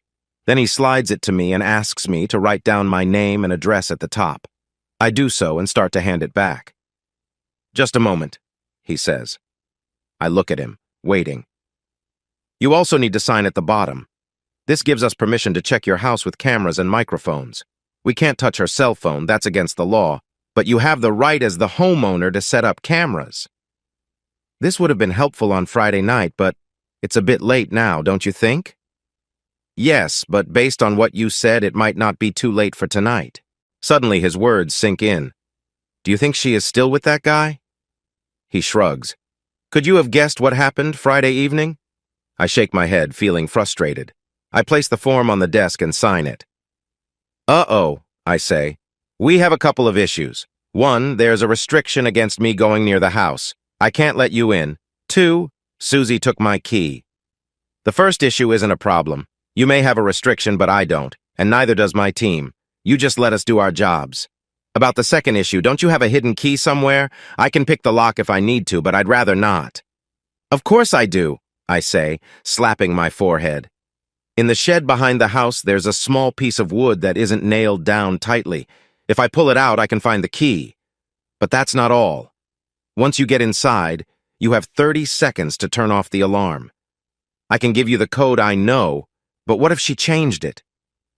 "We'll take that chance. I think she'll assume you wouldn't risk breaking the restriction, so she wouldn't bother changing it. But let's be cautious. Make sure you have the alarm company's phone number. My colleague will call you when he gets inside. If the code doesn't work, you can call them right away." I smile. "That sounds like a good plan." Bud nods and extends his hand. I shake it gratefully and express my appreciation. "Have you found a lawyer yet?" he asks. "That's one of the things I still need to do. I called from your parking lot to set up an appointment." He nods. "Just remember, any journey feels long before you start. I think we just took a good first step." I thank him again as he walks me to his office door. He just shakes his head and says, "No need for that." I pause to chat with Tracy on my way out. Once I'm finally in my car, I let out a sigh, this time feeling relieved. Bud has helped me before with information from his firm, and now I need him to do it again. Monday, 12:12 p.m. 2 hours ago, I had no idea who to choose for a representative, I think. Susie is a well-respected but tough attorney. She is admired by many but scares some, too. Who would I possibly ask? I remember a conversation I had with Susie about a month ago. An old boyfriend from law school had just joined a practice in the Dallas-Fort Worth area. She told me how she caught him being unfaithful after we dated for a while. She ended things right away and didn't give him another chance. I had known him fairly well, but when my relationship with Susie got serious, I had to distance myself from him. I think he used to do family law, but has since branched out after moving to Dallas-Fort Worth. If anyone could understand my situation, it would be Bill Benner. He wouldn't be intimidated by being against Susie. After waiting for half an hour, I'm finally led into his office. "Bill," I greet him warmly, extending my hand. "Jake," he replies, shaking my hand firmly. "I hear you convinced my assistant to give you 15 minutes. He smiles slightly. "It wasn't easy," I say. "You should definitely keep her." He glances at his watch, the message clear. "How can I help you?" he asks. With limited time, I get right to the point. I settle back in the chair and outline everything that has happened over the past 4 days. I share everything, from Friday night up to just before I walked in. Several times he reacts to my story, but for the most part he listens carefully. I talk non-stop until I finish, sitting back for his questions. He looks at me for a moment. "I can't say I envy your situation," he finally says. "Neither do I. So how can I assist you?" "There are only 2 attorneys in town strong enough to stand up to Susie. Both are here in this room. I need someone to represent me, and I hope you'll agree." "Jake," he replies. "I wish I could help, but I don't handle family law anymore." "I know that. I looked into it before you stopped. I found out you were really good at it. I'm hoping you have just one more family law case in you." He looks directly at me, but I can tell he's thinking hard about my request. I see that he wants to help, but is caught between what he should do and what he wants to do. I'm about to say something when I decide to let him think it over. "Jake," he says, "I really want to help you, but I can't find the time. We have some lawyers in the firm who focus on family law. Let me call their assistant and get you connected with them. Susie would handle them easily, and you know it." I interrupt. We lock eyes for a moment, and then he holds up his hands as if they were bound. "Yeah, I know," I reply. "What if I prepare all the drafts? I need to brush up on some old skills, but if you give me a few tips, I can create drafts that you will just need to adjust. This way, you won't have to spend too much time on it, and I can still tap into your expertise." He looks at me with fresh eyes. "So you want to be my assistant and also my client? You won't try to take charge and complicate things?" "Oh, please," I laugh. "I can't promise that." He relaxes in his chair and sighs. Finally, he says, "I must be crazy. So does that mean you'll help me?" "Yes, but I know I'll regret this somehow. Do we have a meeting coming up or any documents we need right now?" With a smile, I say, "Bill, I can't thank you enough. Just wait until you see my fees." I chuckle. "There's no meeting right now." Bud Green is reviewing the original evidence. We suspect the pictures are staged but don't have solid proof. The only 2 things I have lined up are visiting Heidi this afternoon and the review committee meeting in 2 days. "Heidi, Miss Beavis, is she still your assistant?" "Yes. I don't think it's a good idea for you to see her." "Who will? I can assure you she won't meet with anyone else from this firm. It's me or nothing." I still don't like it. Neither do I. Honestly, there are a lot of things happening lately that I don't like. "You really don't think she signed that affidavit?" "I know she didn't. She wouldn't speak badly about anyone, much less lie under oath, and we didn't even have a moment together. No way did she sign that affidavit." He leans back for a moment, deep in thought. Finally, he leans forward. "All right, go talk to her, but I have one condition. I want one of my assistants to go with you to note what is said." "You don't understand. She's very shy and keeps to herself. I might have a tough time seeing her on my own. If I bring someone I don't know, she won't like that. Just a bit ago, you said I could make the decisions. I don't want you talking to her without someone to watch. Besides, I think you can persuade her to meet with my assistant. If I'm going to be your lawyer, I will make the decisions. You need someone there to keep track of what happens." I smile. "Okay, you win. When can your assistant meet? When do you want to see Miss Beavis?" "Right now, if I can." "Let me make a quick call," he says, reaching for the phone. "Sure," I reply. "While you do that, I'll try to find a good time to meet her." I stand and walk over to the window. I have Heidi's phone numbers, but I'm surprised I can't reach her at either one. For a moment, I think about leaving a message, but I change my mind. "Any luck?" Bill asks when I turn back. I shake my head. "Janine is on her way here anyway. She'll help document your meeting. I'll introduce you two and then let her take over. Also, from what you've told me about your situation with Susie, I'll have some other people from our firm look over the divorce papers." But, I'll be in charge. I told you I would run this case, and I will. I'll handle all the meetings with Susie and her lawyer. We have a team here, and I intend to use them. I nod. I know this is good advice. Monday, 3:08 p.m. Okay, I know I shouldn't be doing this, but where is she? I think to myself. I look at the front of Heidi's house. I've been trying to reach her since I left Benner's office around 1 p.m. Something must not be right, I think. Getting out of the car, I walk to her front porch. First, I notice the lawn is overgrown and dry. I check the mailbox and find it empty, which worries me a little.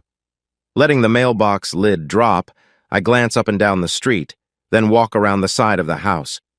I peek through the first window and am surprised to see it empty inside.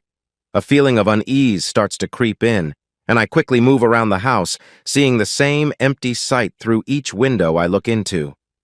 In just a minute, I circle the house, feeling puzzled and concerned. Thinking of buying? I hear behind me, making me jump. I turn quickly to see an older man looking at me. I relax a bit and smile. No, I just got to town a few nights ago and wanted to find an old friend. I might have the wrong place, but is this where Heidi Beavis lives? I ask. I hate to break it to you, but you missed her by about a week. She moved out completely. Really? I say. By a week? That's too bad. I was hoping to have a nice chat. Do you know where she went? I'm not sure, but I don't think she's moved nearby. I did visit her once. She was friendly but didn't share much. I see. So you don't think she moved to a nearby area? I can't say for sure, just a feeling. Well, I guess there's nothing more I can do. That's a shame. Thank you for your time. I shake his hand and walk back to my car. I can feel him watching me closely. I get the sense that if he knew where Heidi went, he would have told me. Once I start the car, I wave goodbye and turn back toward Bud's place. This isn't like Heidi to leave without a word, and it feels like something is off. Monday, 4:15 p.m. I tap my pen on the notepad, trying to remember what I did in Houston over the last few days. Has it really been more than a week? Bud asked me to create a timeline of my activities and what I knew about Weston and Schmidt. I knew where they were most of the time, but there were some periods when we weren't together. I moved my chair closer to the desk in one of Bud's spare offices. After worrying about Heidi, I went straight to Bud's office to tell him what I found out. It's important to find Heidi to understand why she signed that document and if she knows anything about the pictures. But first, I need to figure out where she went and why. While driving back to Bud's, I got a call from one of his investigators. He had found the hidden key and was ready to enter the back of my house. I stayed on the line as he unlocked the back door and entered the security code. Bud was right. She didn't change the code. Once he was safely inside, he ended the call. When I arrived at Bud's, I told him about my visit to Heidi's. He grunted when he learned I went there alone and made more sounds when I shared what I found. He asked me to write down everything I could remember about her, her name, address, any relatives, and anything else that came to mind. I told him her parents were gone, and that she had a brother who was away, and she didn't like to talk about him much. I gave him all the information I had, and he hurried off. Monday, 6:32 p.m. Feeling a bit better, I hang up the phone in my hotel room. I called my father to thank him again for the money and to tell him about my day. He wasn't surprised when I mentioned Susie using the D word. He said that he had a feeling after hearing her over the weekend, but he couldn't understand why she was moving so quickly. He hoped she would take a moment to slow down and think things over. He told me to stay strong and assured me that everything would turn out fine eventually. Before this call, I tried to reach Susie. I knew I probably shouldn't have, but I was hoping to talk things out. Unfortunately, the receptionist told me that Miss Vickers is busy. In other words, Susie wasn't accepting my calls. That's when I decided to call my father. My mother answered first. The moment she recognized my voice, she put the phone down. I could hear her calling for my father. I got a drink from the mini fridge and sat in a chair by the balcony door. It was too cold to go outside, but the view of the Dallas skyline was nice. While I was sipping my drink, my phone rang. I checked and saw it was Bud. "Hey, Bud," I said as I answered. "Hi, Jake," he replied. "I thought I'd check in and see how you're doing." I chuckled. "Thanks, Bud. But is that really why you called?" Of course. I also wanted to share some good news that might lift your spirits. Did you find Heidi? No, we've just started looking, so be patient. Good things take time. Okay, what do you have for me? Grab a pen and paper. You'll want to write this down. 15 minutes later, I couldn't stop smiling. We still have a lot to sort out, Jake, Bud said. But it's a start.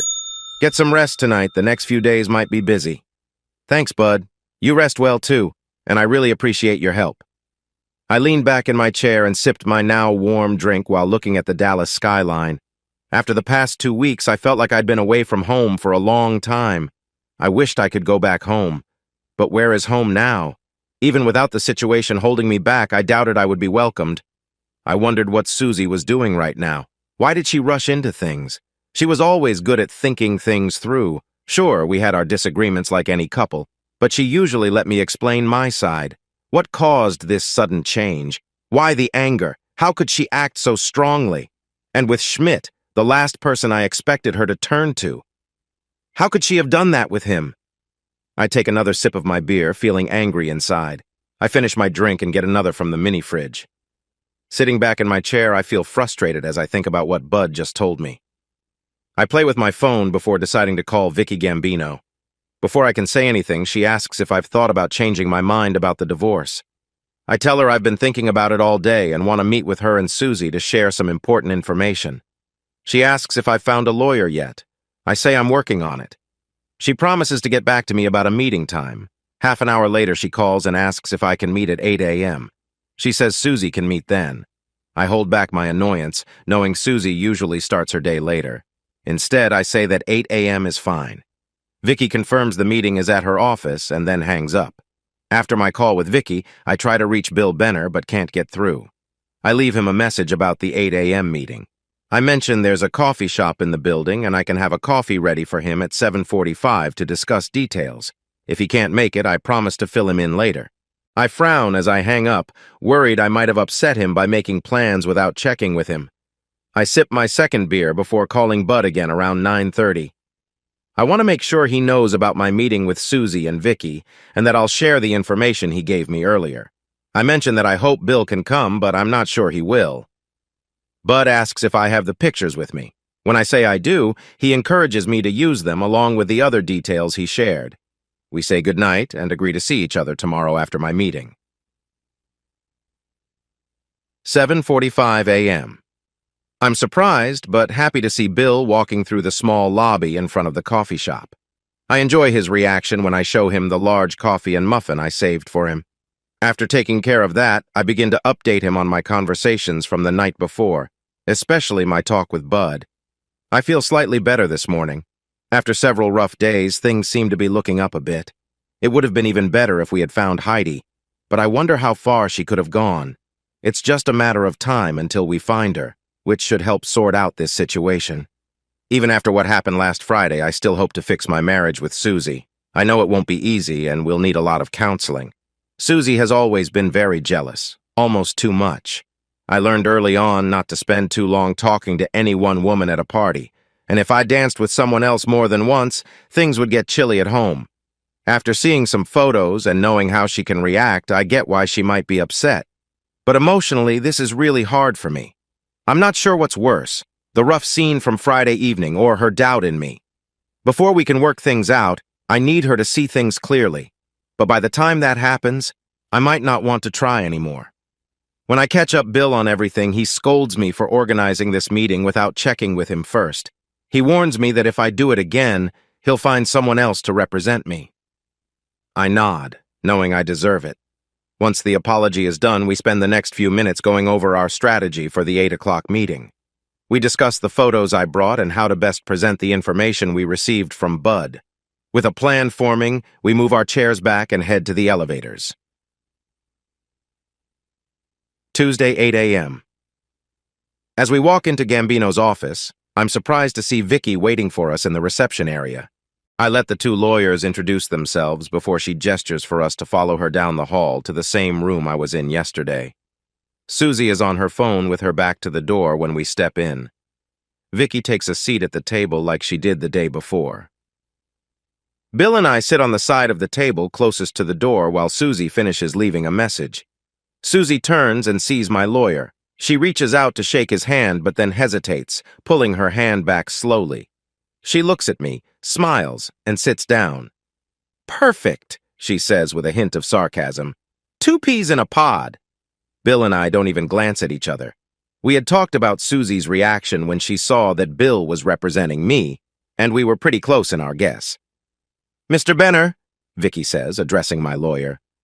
"Mr. Vickers told me yesterday on the phone that he has thought more about our proposal for how to divide the assets." I look at Bill. He smiles and turns to both women. "Actually, Miss Gambino, from what my client has said, it seems you jumped to the conclusion that he's rethought things. My client only mentioned that he has some information to share." Both women look surprised. Were they really expecting me to give in? Susie pushes back from the desk, looking frustrated. "What are you trying to pull, Jake?" she asks, upset. "Mr. Vickers is not trying anything strange, Mrs. Vickers," Bill replies, emphasizing her last name. "He has important information to share with Miss Gambino, and we are ready to show it now." "Jake, why don't you tell them what we found out yesterday?" Bill says, looking at me.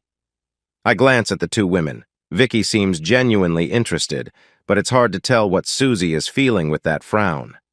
"First, we still have the negatives, but promise to finish with them today. I'll make sure to return them to you, Vicky, by the end of tomorrow." Susie just makes a sound of impatience while Vicky nods at me.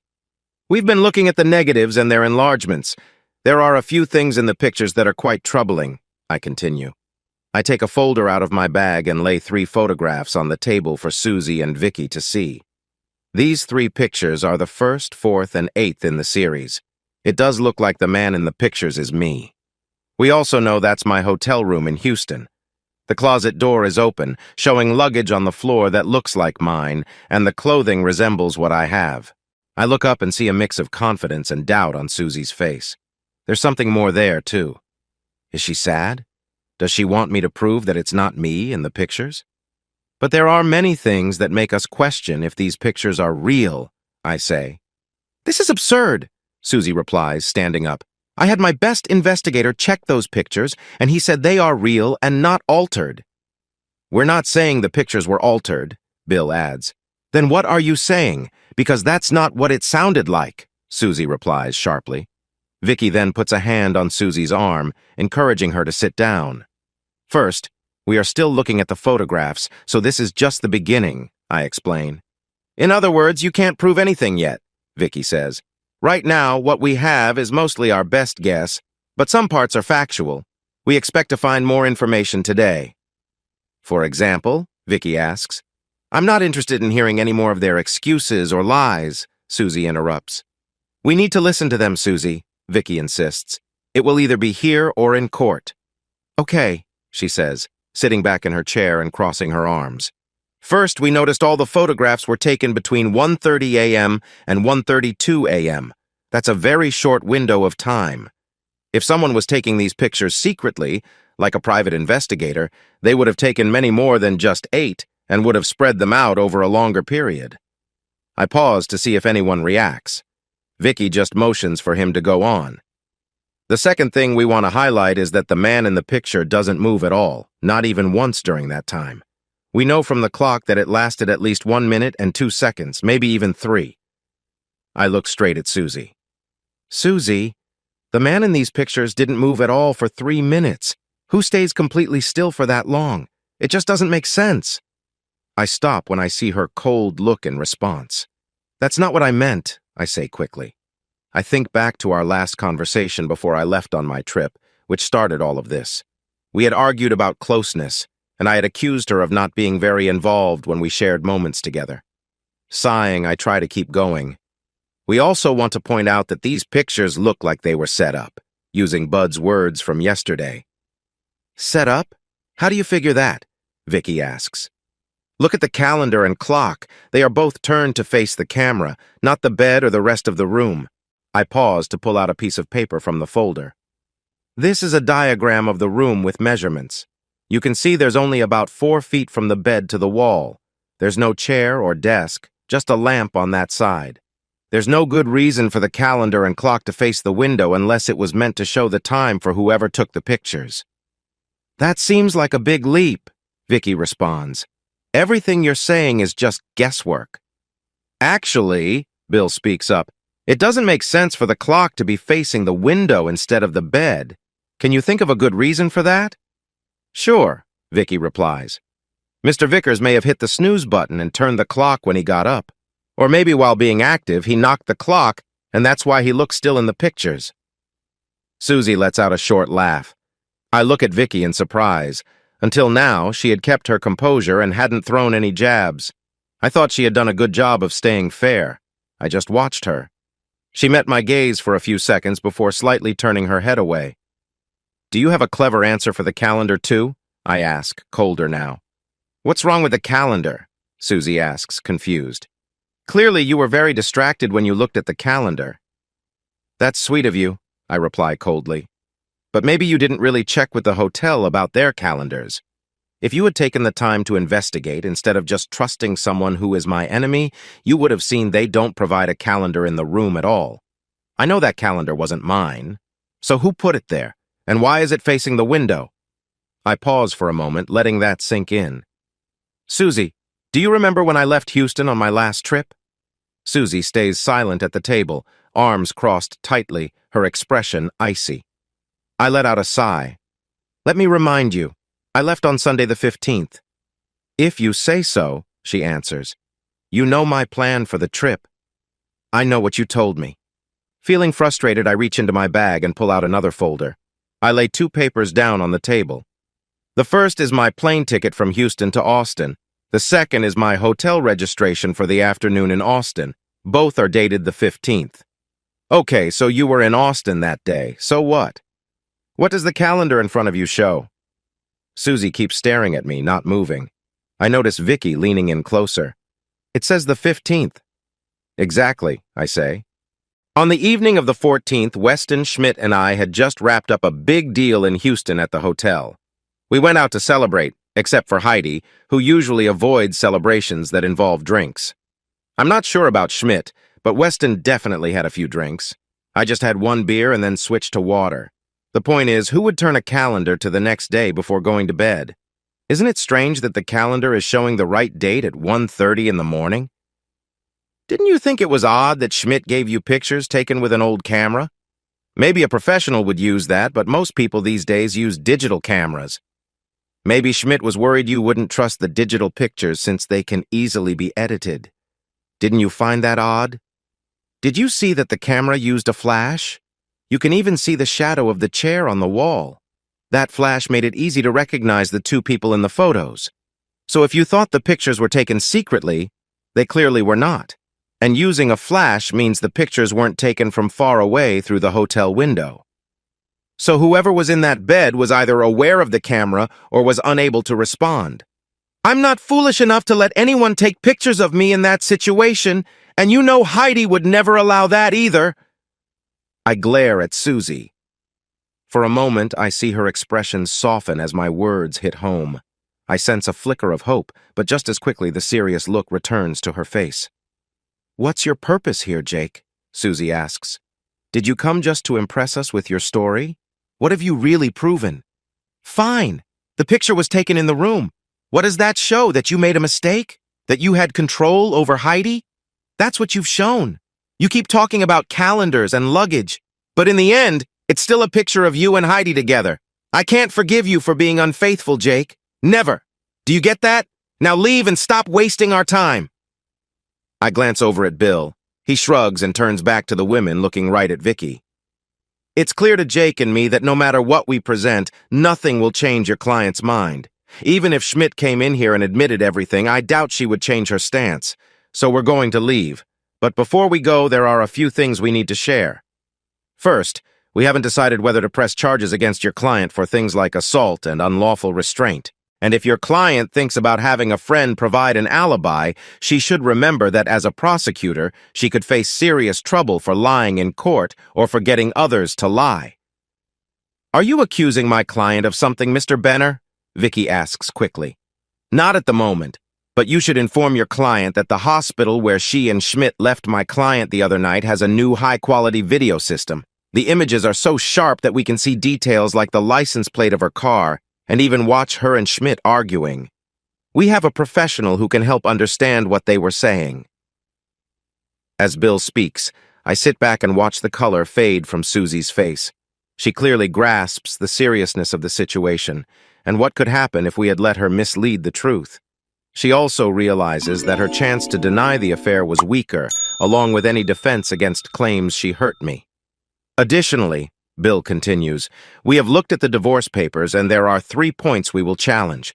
First, the house was owned entirely by my client before he married Miss Vickers. We will not give up any part of the house. Second, we won't give up any part of any severance pay that might be offered. My client is ready to leave his job rather than share any severance pay linked to your client's actions. Also, be aware that we will find out the truth about this situation. If we find out that your client was involved from the start, we won't hesitate to inform the authorities. Lastly, my client won't sign the divorce papers if they blame him for the affair. We will give you until Friday to change the current request to say it's for irreconcilable differences. If that doesn't happen by the end of the day on Friday, we will file our own complaint on Monday accusing your client of the affair. This should attract some attention considering your client's position.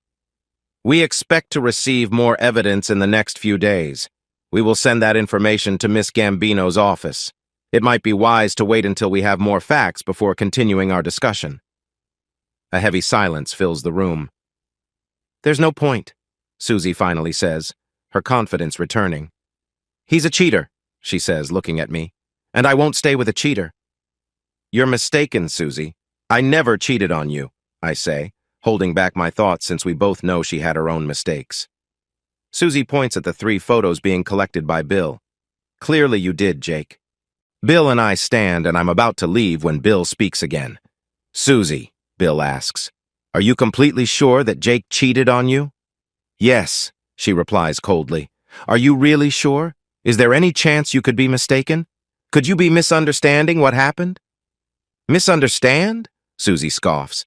Look at the pictures. Look at the statement. How do you miss what you see in those photos? Are you as sure that Jake cheated on you as you were sure I cheated on you? He asks unexpectedly.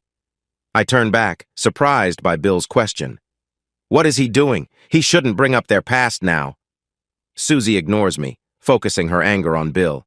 Yes, I'm just as sure, she snaps. In fact, I'm even more sure you cheated on me. I saw you with my own eyes hugging and kissing that young woman. Bill looks at her. 10 years ago, you didn't let me explain. Explain what? Susie retorts.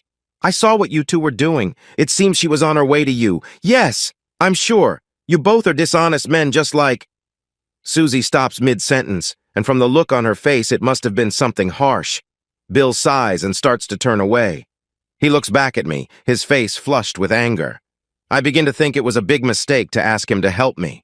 Then, he suddenly turns back to Susie, reaches into his shirt pocket, and pulls out an old photograph. Bill stretches across the table to hand it to Susie, but she pulls away as if he's dangerous. Bill places the photo in front of her. I take a quick glance and see a lovely blonde girl who looks very cheerful. Do you recognize the person in this photo? Bill asks. Susie looks at it and then glares up at him. Yes, I do. I rarely forget a face.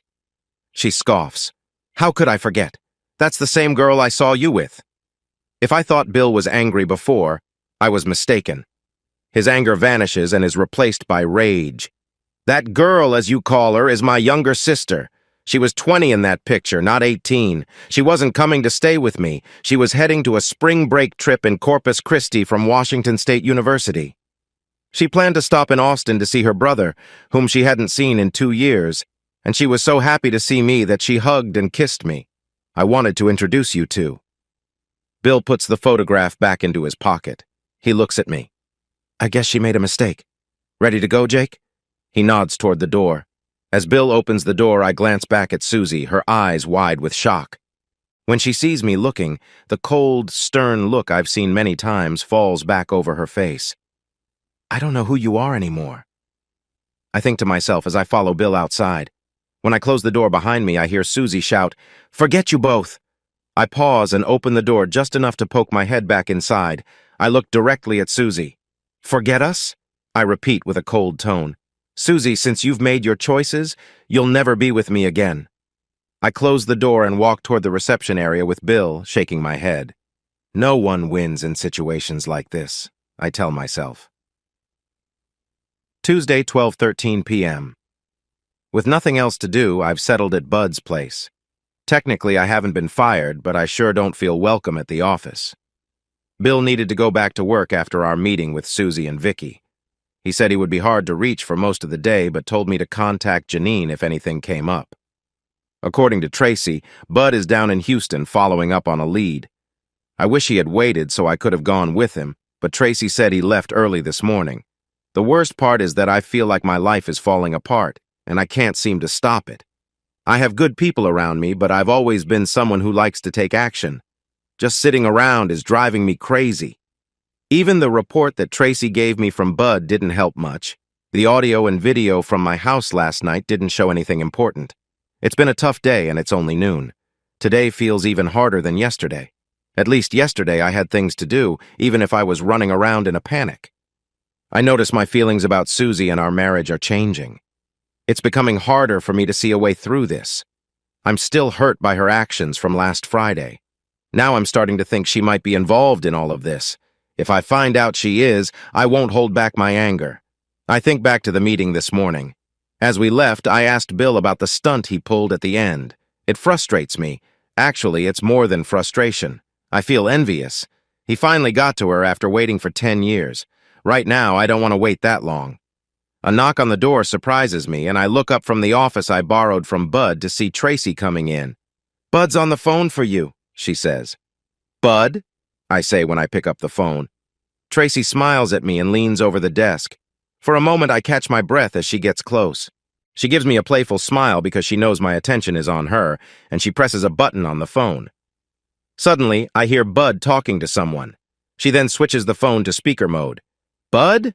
I repeat. "What took you so long? Does Tracy need to teach you how to use a phone?" "If you only knew how close you were to the truth," I laugh. Tracy smiles and walks back to her desk, giving a little sway as she leaves. "I wish I could have gone with you, Bud." "Yeah, but you would have just slowed me down. We found some important information here, but I want to wait to tell you until I have everything organized. Can you set up a meeting for us with Benner for tomorrow morning?" "That might be tricky tomorrow morning, Bud. I have a meeting at my firm where I need to give my response. Bill and I haven't had much time to discuss their offer, and we're due to look over it tomorrow morning." "That's frustrating," Bud says. "Well, before your meeting, you need to hear what I've discovered, especially before you see your wife and her lawyer. Can you tell me what you've found so far?" "I don't want to be secretive, but I'm still gathering information, so it's best to keep things under wraps for now. We need to meet tonight. You should arrange a time for the three of us to talk, and it should be late because you'll be busy today. I need you to come to Houston right away." "Right away? Do you mean now?" "Yes, the sooner the better. But first, schedule that meeting." "Okay, I'll take care of that. I'll ask Tracy to book me a flight while I arrange the meeting for tonight. Is 9 o'clock late enough? Where should I meet you once I arrive?" 9 is too early. Actually, let's make it 10 p.m. Set the meeting for my office in Dallas. While you're in Houston, you'll have a little task too. Believe it or not, your secretary is down here." "Are you serious?" "Yes, and I know you need to talk to her, so write down this address and get here." I quickly jot down the address Bud gives me. He reminds me again to set up the meeting for tonight, and then we hang up. First, I call Janine while I head toward Tracy's desk at reception. Janine answers right away, and I tell her about finding Heidi. She immediately insists that I can't meet Heidi alone. She tells me to book her a flight too, and that she'll meet me at the airport. I hand Tracy my American Express card and ask her to book 2 tickets. I ask her to find the first available flight to Houston and a return flight that arrives at Love Field around 9 p.m. As Tracy starts working on the computer, I return to my temporary office to gather my things and prepare to leave for the airport. When I come back to Tracy's desk, she's finishing the reservations. I give her a quick thank you as she hands me 2 e-tickets and an itinerary. I call Janine to share the flight details and let her know where we'll meet at the airport. We both have to hurry to make it in time. Just as I hang up, I remember what Bud asked me to do. I quickly call Janine again and tell her we need to arrange a meeting with Bill tonight, asking if she could set it for no earlier than 10 o'clock since our flight lands at 9. She agrees to set it up. Tuesday, 3:49 p.m., Houston. Now remember, Janine, I say gently as we walk up the steps. She's a bit shy. I'll explain who you are and why you're here. Just smile and nod, okay? She looks at me and smiles, nodding her head. It makes me laugh, which is rare these last few days. Smiling, I take a look at the building where Bud said Heidi was staying. I hope this is only for a little while for both of us. There was no security at the front door, so we walked right in and went up the stairs to the second floor. The hallway was clean but a bit dark. We walked down the hall and soon stopped in front of room 211B. Taking a deep breath and glancing at Janine, I knocked on the door. At first there was silence, but then I heard soft footsteps approaching.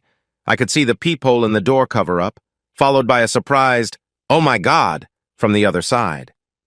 There was a sound of locks being undone, and soon the door opened to reveal a startled Heidi. Given everything that's happened recently, I wasn't sure how Heidi would react to me. As I watched, her eyes filled with tears, and she stepped forward to give me a warm hug. After a moment, she stepped back, blushing slightly, and a hint of her old self returned. Shyly, she smiled at me, and that was when she noticed Janine. "I can't believe you're here, Mr. Vickers.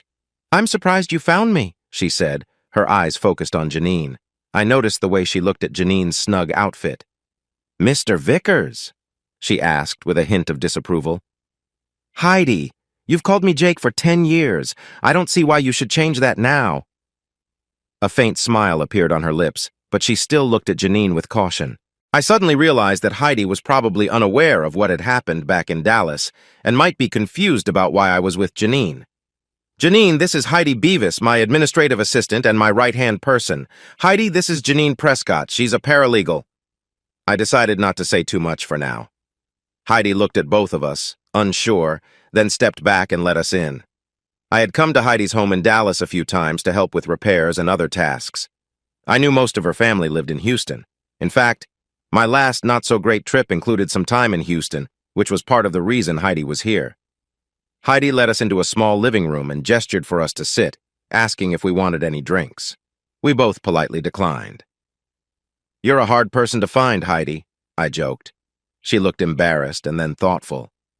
"I'm so sorry for leaving you so suddenly. I wanted to stay long enough to ensure they found someone suitable to replace me for you, but they told me not to worry about it. They said my priority was to come to Houston to help my brother." I realized that Heidi must have given answers to several questions, but I wasn't sure which questions yet. "Heidi, are you okay?" I asked with genuine concern. "Are you in trouble?" She looked confused. Yes, I'm fine. I was more worried about you. I tried to call you this morning, but no one answered your phone. Then I tried to reach Mr. Weston, but he wasn't available. I even asked the receptionist to page you, and they informed me that you don't work there anymore. Mr. Vickers, are you in trouble? They said it was just a routine matter. You didn't lose your job because of me, did you?" She glanced suspiciously at Janine, who was sitting across from me.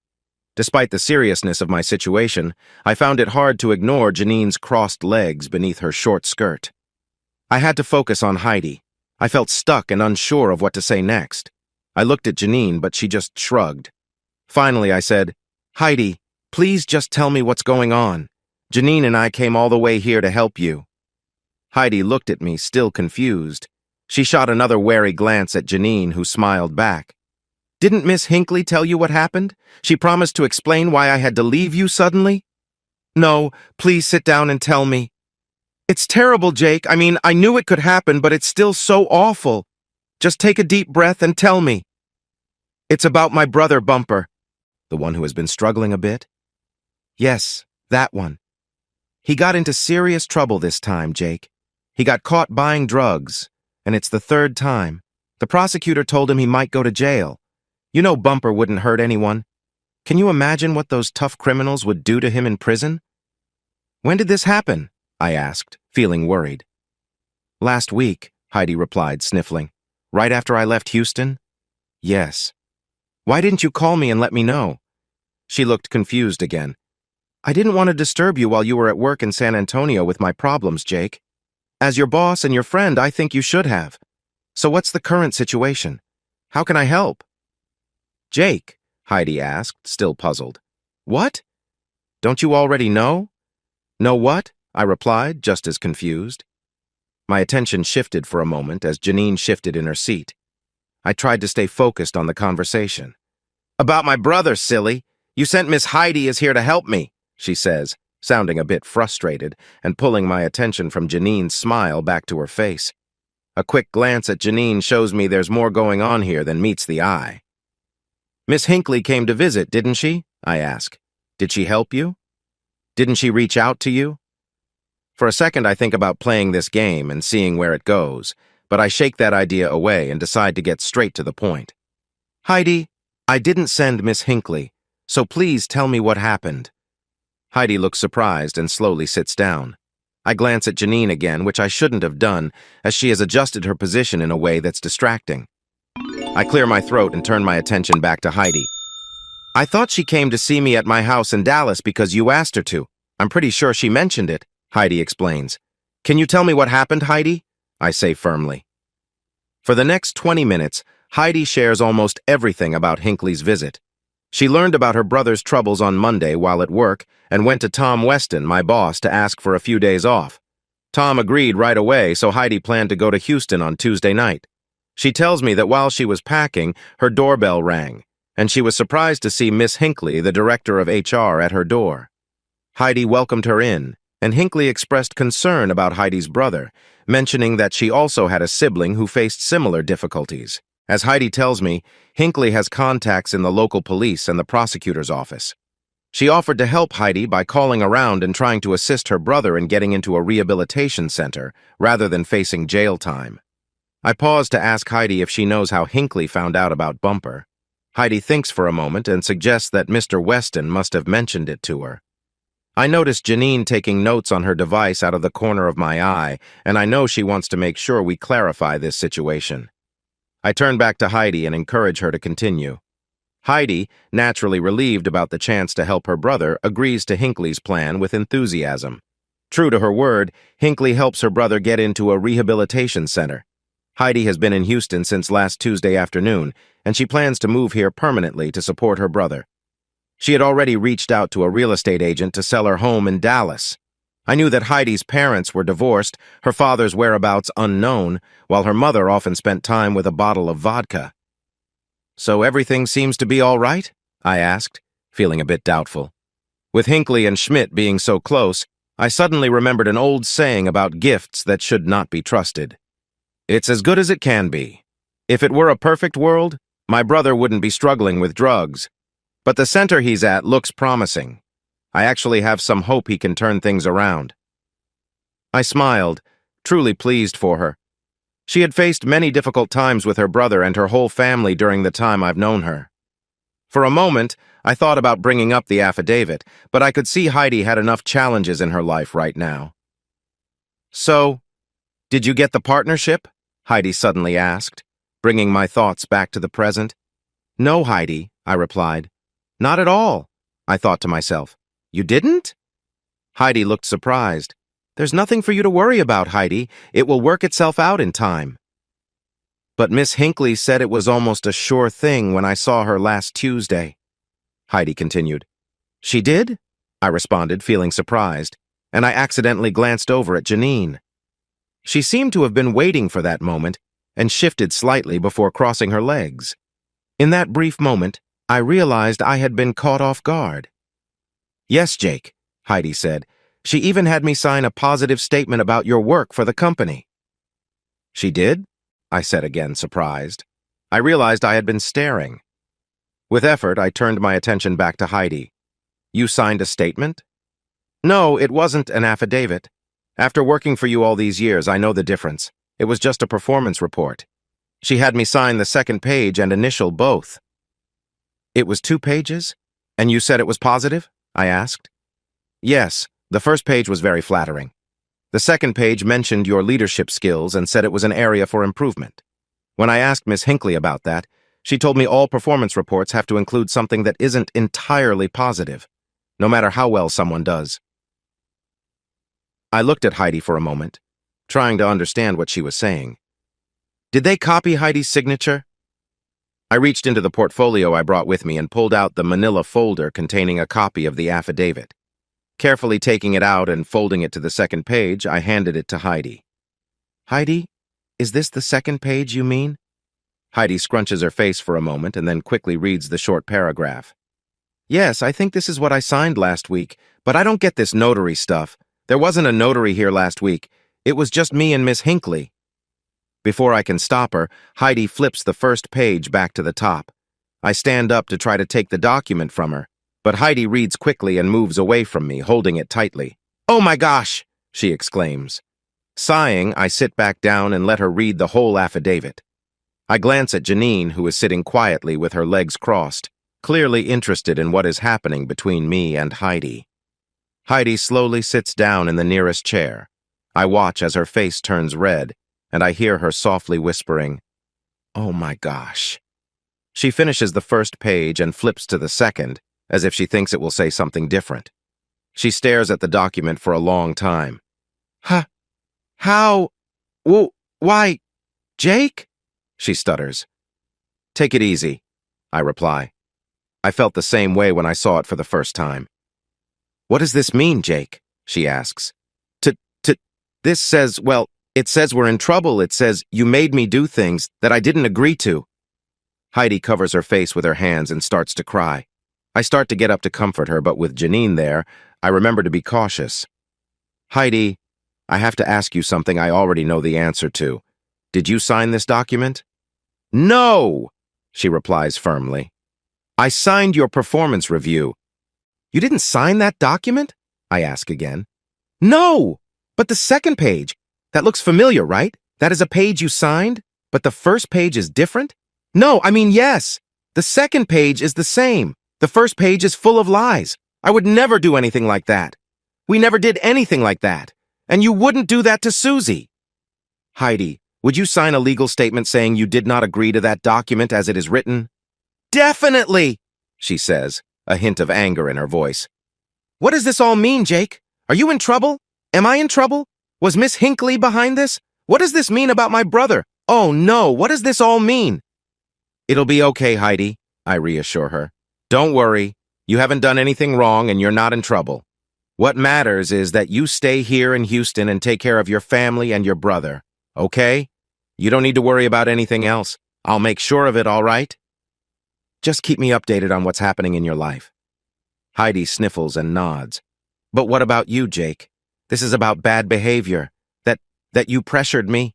I smile to ease her worries. No need to worry about me, Heidi. Those who know me understand the truth. Your signature on a document will help with any further issues. And Susie? Does she know about this? She asks. I just nod. Oh, no. How is she handling this? This must be terrible. She doesn't think that we did anything, does she? Susie's having a tough time with everything, but don't worry. She still thinks well of you, just like before all this came out. So you don't need to stress. She can't really think that we did anything, can she? It's just that one page, and it looks so fake. The problem is that you're very honest. Your signature on that first document, even though it was a fake, carries weight. Plus, there are the... I pause. Heidi looks at me. There are what, Jake? I take a deep breath. There are pictures. Pictures? How can there be pictures? We've never been together. I shrug. Do you have them? I glance at Janine, trying to focus. She smiles and shrugs. They're pretty upsetting, Heidi. I don't think... Suddenly standing, she says, I don't care what you think, Jake Vickers. I have a right to see those pictures. I sigh and reach into my bag, pulling out another folder. You should sit down, Heidi. Heidi slowly sits, keeping her eyes on the folder. Once she's settled, I hand it to her. She glances at me one last time before opening it. Oh my God, she whispers, and I notice her face turn red. She looks at each picture, saying, oh my God, as her face grows darker with each one. After finishing, she puts the photos back in the folder and hands it to me. I can see how people might be confused by those pictures, Heidi says at last. She looks at me. But it's not us. It's not me. I don't have a tattoo. Tattoo? I say. I open the folder to look through the photos again. Look at the last picture, Heidi says quietly.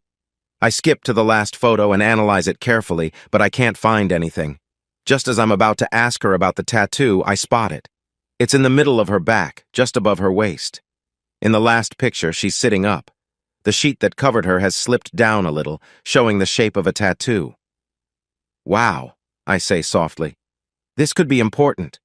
Would you be okay with us adding a statement to the document that you don't have a tattoo? Heidi nods her head. Janine quickly creates a document using her laptop software and prints it out with a small portable printer.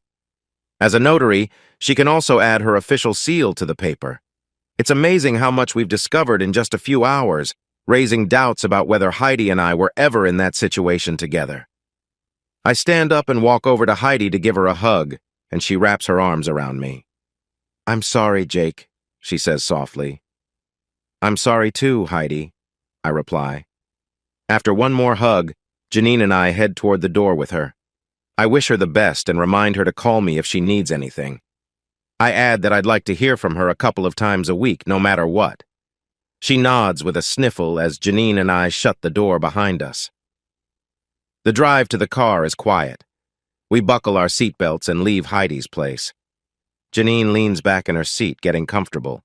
I glance over at her and she smiles. I have to say, your haircut looks nice, I manage to say. Thanks, she laughs. I watch her for a moment when she casually lifts her hand and does something surprising. She's playful, and it makes me chuckle awkwardly. That's interesting. She grins and says, I can tell you're curious. Curious? I respond, a bit taken aback. Yes, she teases. You mentioned liking my haircut. Would you want to give it a try? I pause, feeling a mix of surprise and flattery. If my divorce goes through? She shakes her head with a laugh. If that happens, you'd be far less intriguing, she says, sitting up and behaving more formally. Just so you know, I have a strong reputation in the office. No one would believe anything you said. At that moment, I realize I need to keep my distance from the playful vibe. I try to keep things light. Believe what? I ask, pretending innocence. But I do have a question. I sneak a glance at her. She tilts her head but stays quiet. Why show off now, if you're the ice queen? Why do all this? And why me? She laughs again. Maybe I enjoy the game. Maybe I can. I sigh. That sounds more like a dodge than an answer. Do you always do this? Why me? Yes, she replies with a sly smile, leaving it at that. We continue our drive back to the airport, the silence lingering until Janine speaks up. I was curious. Curious, I repeat. In situations like yours, there's usually more to consider. Your wife likely wouldn't have tried to divorce you without a good reason. There must be something in your history. From what I understand, men seem to fall into two groups. Either they stray or they are weak. So I was curious if you were unfaithful, so I tested you. Someone unfaithful would have made a move by now. I look at her. Really? I knew we were supposed to be the simpler gender, but I didn't know we were that straightforward. I pause, waiting for her to reply, but she doesn't say anything. I look back at her. So, since I haven't approached you, you think I'm not the unfaithful type? She looks at me, a playful smile on her face. I haven't fully made up my mind yet. I shake my head as I drive through the streets near the airport. She basically just called me weak. A week ago, I might have laughed it off, but now I feel angry. Why is she acting this way after last Friday night? Then I remember she doesn't know what happened then. Bill said the details wouldn't be shared unless it was necessary. Is Janine just playing games? I suddenly think it doesn't really matter. Despite her beauty, I sense she has a lot of unresolved issues that I don't want to dive into. When I reach the terminal, I park the car. Why don't you check in while I return the car? I'll meet up with you later. She looks at me, puzzled for a moment. I could have taken the car with you. There's no need for both of us to deal with the car or the shuttle. Plus, you have that big bag with your gear. Just go ahead and I'll catch up. She looks at me for a moment, then shrugs. I think she realizes our playful back and forth has come to an end. She starts to open the door, but then turns back to me, smiling as her hand rests on my leg. Don't you trust me, Jake? I look straight into her eyes. With my life. She laughs softly and pulls her hand away. She exits the car, glancing back at me through the window. Jake, you still have some things to learn. It wouldn't just be your life. It would be your pride, too. I watch her walk into the terminal and think, I'm glad there are things I still need to learn, not that I want to learn them from you. Tuesday, 9:48 p.m.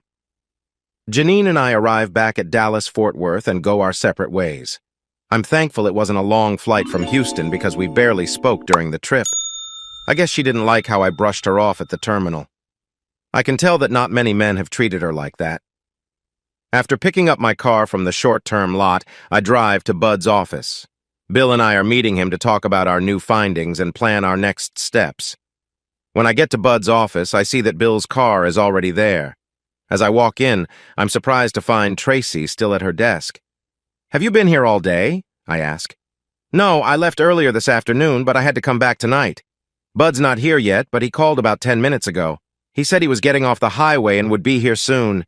Your lawyer is already in the conference room, she replies, nodding toward the door. Just as I start to head for the conference room, the office door swings open and Bud bursts in with a big smile. Thanks, Tracy, he says. You can head home now and tell your husband that I'll make it up to him for making you stay late. Tracy smiles and grabs her purse. She had waited for Bud to return, and I plan to thank her for it later. As she leaves, she says, You bet you will. Bud asks if my lawyer has arrived, and when she nods, he asks her to give us a moment to settle in his office. Tracy replies that she has already sent my lawyer to the conference room, and Bud nods. Bud and I walk into the conference room, and I introduce him to Bill. Bud asks us to get comfortable while he checks the latest updates on the investigation. We can hear Bud speaking with Tracy through the half-open door. After a few minutes, he thanks her for staying late and tells her to drive safely home before disappearing for a bit. Finally, he strides into the conference room. Sorry to keep you both waiting, Bud says, cheerfully moving around the table. I wanted to get the latest reports from Tracy and my team, he explains as he sits down in his chair. Looking at me, he chuckles. I know this isn't funny, but you look like you're ready to burst. So, shall we dive in? I'm all for that, I answer eagerly. Bud laughs again and says, All right, first, let's take a look at the original affidavit that they claim your secretary signed.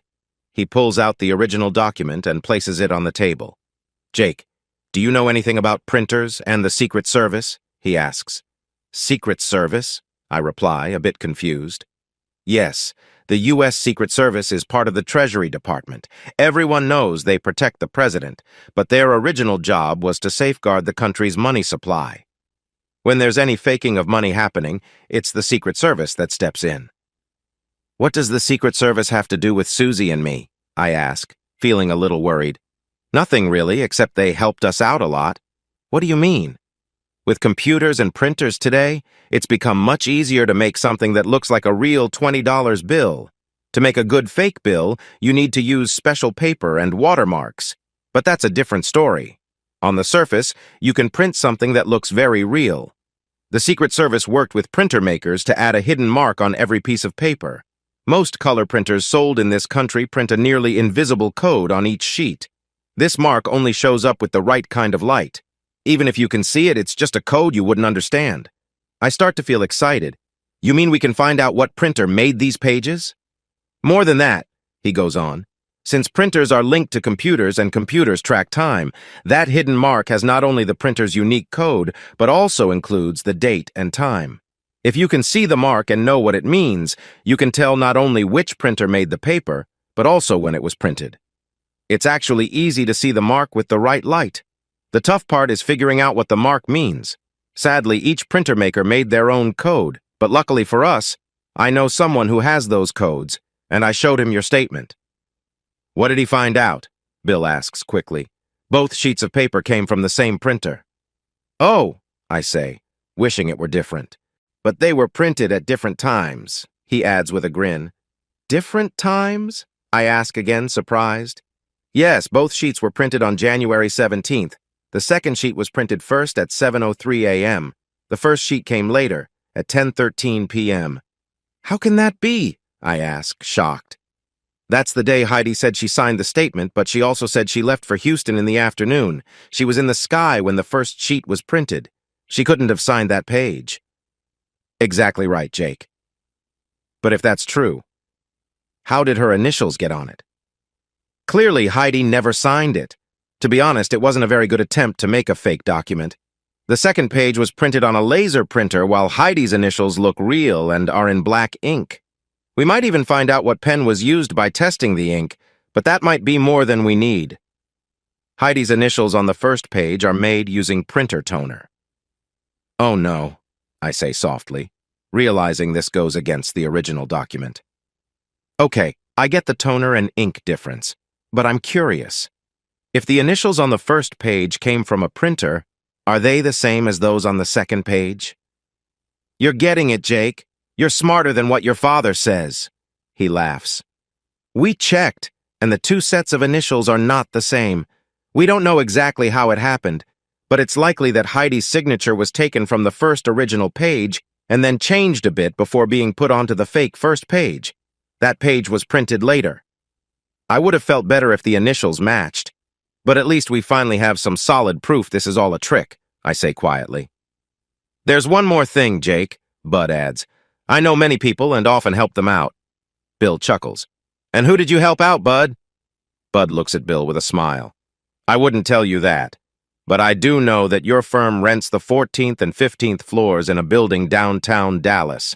I also know that the building's security is managed by another company, which means you need a security badge to enter the offices. Don't tell me, I grin. Yep, a friend of a friend printed out the list of badge access for your floors on January 17th from midnight to midnight on the 18th. And? I ask, eager to know more. Take a look, he says, tossing a printout onto the desk. With Bill leaning in beside me, I quickly look through the report. I focus on the entries from early morning. There were many badges checking in and out during those hours. They must be maintenance or security personnel. But two entries catch my attention. At 6:23 a.m., two badges were used on the 15th floor just moments apart. I look at Bud, feeling let down. Okay, we have two important badge numbers, but who are they? Don't lose hope, Jake. He takes another printout from the folder and places it on the desk. I laugh. You're having too much fun with this. Bill grabs the second printout, which appears to list all the badge numbers for everyone in the building. Together, we look through the list for the two numbers from 623. Found it, Bill says. Evelyn J. Hinckley. This is frustrating, I murmur.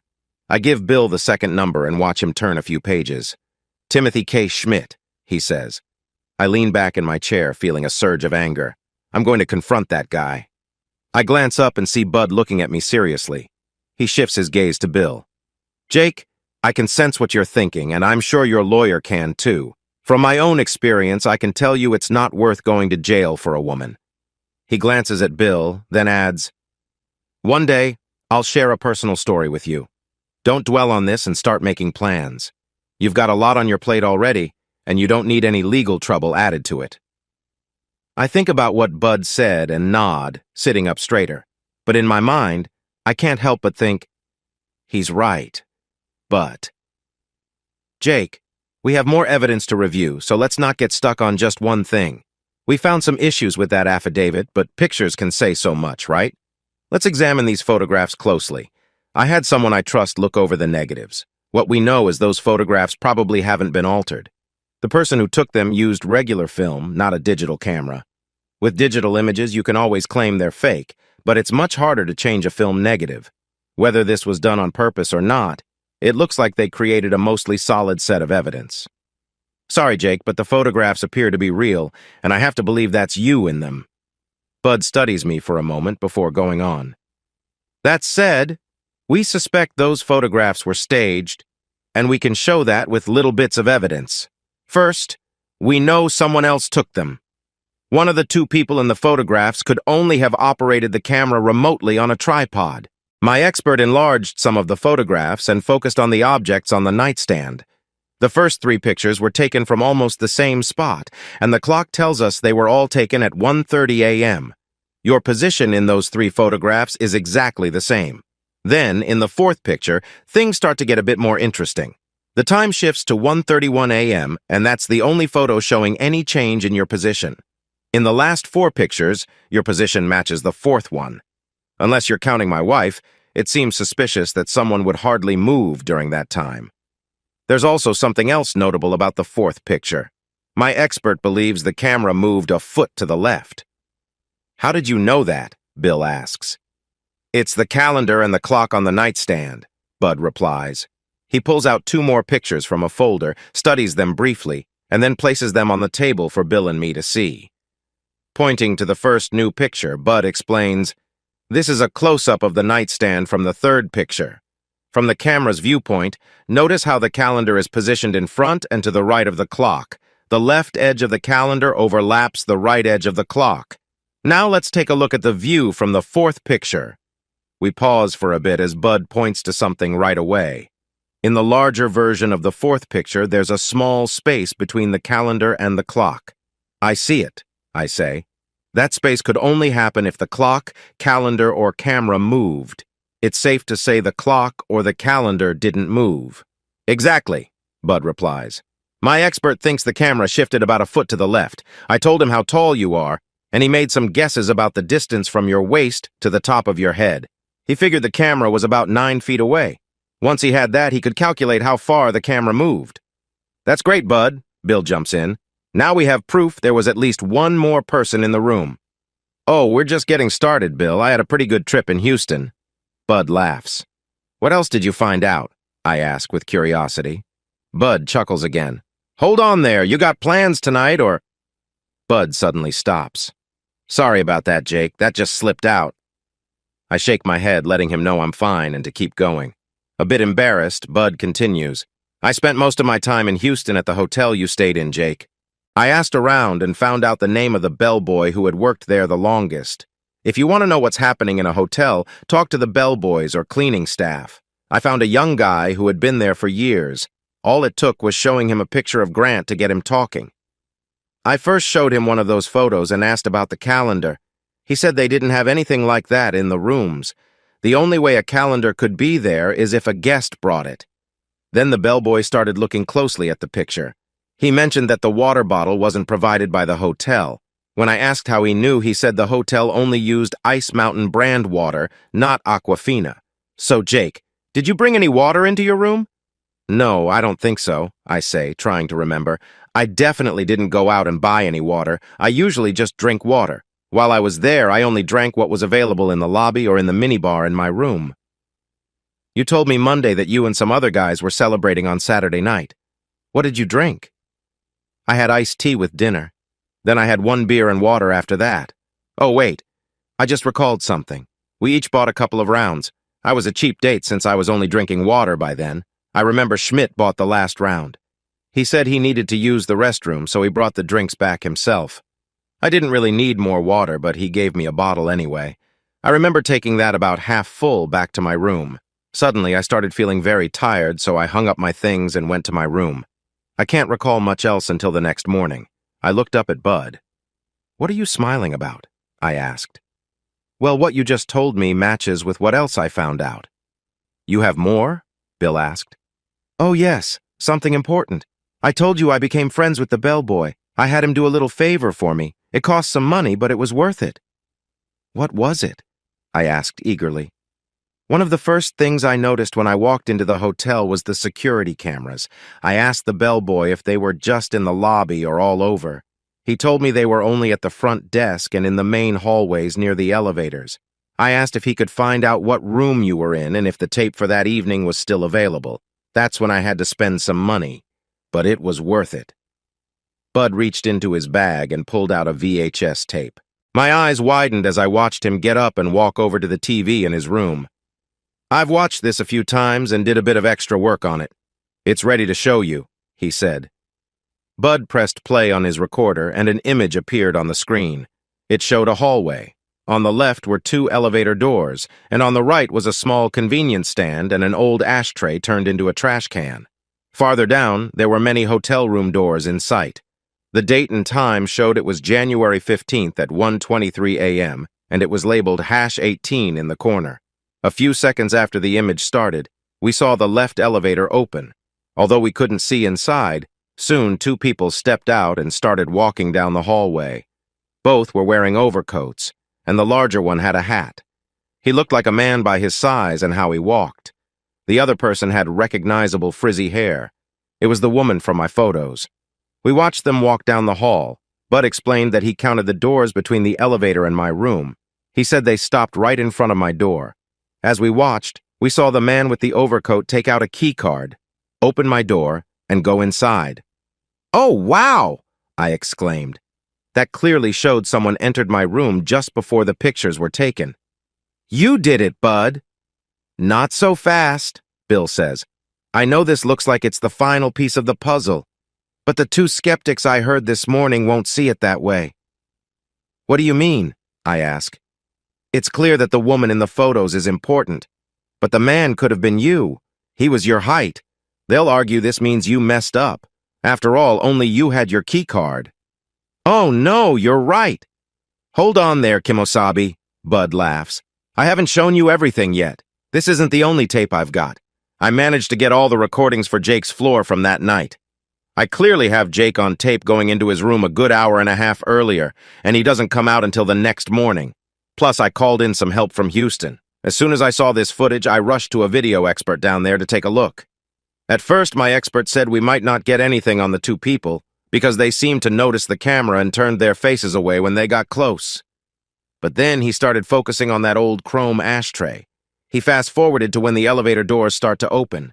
Then he zoomed in and enhanced the frame near the ashtray. This is what he found on the first zoom-in. Bud reached into his bag and pulled out another folder. This time, he took out a single photograph. It was a close-up of the ashtray. Just as the elevator doors opened, we could see two people standing there. "Wow," I say. "We can almost recognize them." "Wait," Bud says. "This is a closer look at that picture." Bud pulled out another photo and laid it on the desk. Bill and I shared a glance. "Is that Schmidt?" Bill asks. I looked at the close-up again. Even though it was a bit blurry and curved, we could see the elevator doors framed like parentheses. In the middle of those doors were two faces. One belonged to the woman from my pictures. The other was the VP of sales at my firm, Thomas K. Schmidt. I whistled softly. "I'm not done yet," Bud said excitedly. "I had the bellboy check the security logs for your floor from that night. It shows someone in maintenance entered your room at 1:23 a.m. I found that person and he wouldn't confess much, only that he lost his card that night. He didn't realize it until around 4 a.m. I bet he took a bribe for this information." Bud raised his hand as I tried to speak. "Just one more thing, Jake, and then I'm finished." The bellboy recognized the woman in the photos. She's known for her high-end company. He gave me her name and I managed to track her down. She didn't answer many questions, but she did say she was part of a practical joke. She pretended to be with you, but never really was. She even laughed and said they didn't bother to remove your pants. However, she wouldn't let me record her or sign anything. Bud smiled and tossed an audio cassette tape on the desk. But as luck would have it, my recorder was on by mistake. I recorded it anyway. It can't be used in court, but it might be helpful to a certain prosecutor. Then Bud tossed another photo on the desk, and we both looked at it. "There she is, Jake. There's your mystery lady." I leaned back and laughed, feeling a sense of relief wash over me. It was a deep laugh, one I had needed for days. I checked my watch. It was just before 10:30 p.m. I quickly called Vicky Gambino. She didn't answer, so I left a message saying that Bill and I wanted to meet with her and Susie tomorrow. We had one last thing to discuss with Susie, and if that didn't sway her about my innocence, I wouldn't fight her divorce request. While I made the call, both Bill and Bud stayed quiet. Bill put a hand on my shoulder. I smiled, and we started discussing our plan for the next day. Bud got up to brew fresh coffee, and for the next hour, we bounced around several ideas. As we were about to wrap up for the night, my cell phone rang. It was Gambino. At the same time, Bud's phone rang, so I stepped outside to take the call. Vicky said she got my message and had talked with Susie. They would meet us at Susie's office at 8:30 a.m. tomorrow. After hanging up, I returned to the conference room and told Bill, "The plan is on." Bill and I continued discussing our strategy for the next day while Bud wrapped up his call. He finally hung up and sat quietly, looking a bit uneasy. "Is something wrong, Bud?" I asked. "Not sure yet," he replied gruffly. "I still have a few things to check on. I'll let you know when the time is right." Bill and I exchanged puzzled looks. Bud seemed a bit off for someone who had just shared such valuable information. It almost felt like he was holding back, perhaps because of another case he was working on. I couldn't think of anything that could interfere with our progress today. With Bud feeling down, Bill and I silently agreed that it was time to call it a night. We shook hands, and then Bill and I headed outside for a few last words before parting ways. I drove back to my hotel and opened the minibar. I step out onto the balcony with a cold drink in hand and take a deep breath. I start to think about the last few days. It feels like life has been a wild ride since Friday.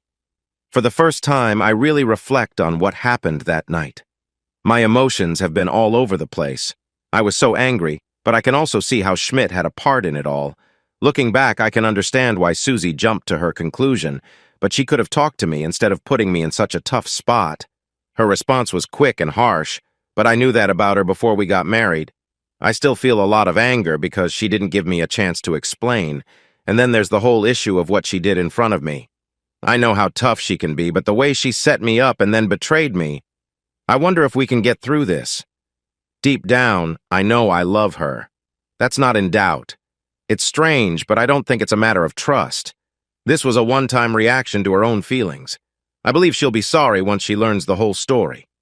I head back inside my hotel room for a quick second drink before returning to the balcony. I sit down heavily, feeling the weight of wanting to fix everything, but I'm not sure how to put the pieces back together. As I gaze at the Dallas lights, I think about drowning my feelings in alcohol, but I know I need to be clear-headed for my meeting with Susie tomorrow. Halfway through my drink, my phone rings. It's Bud.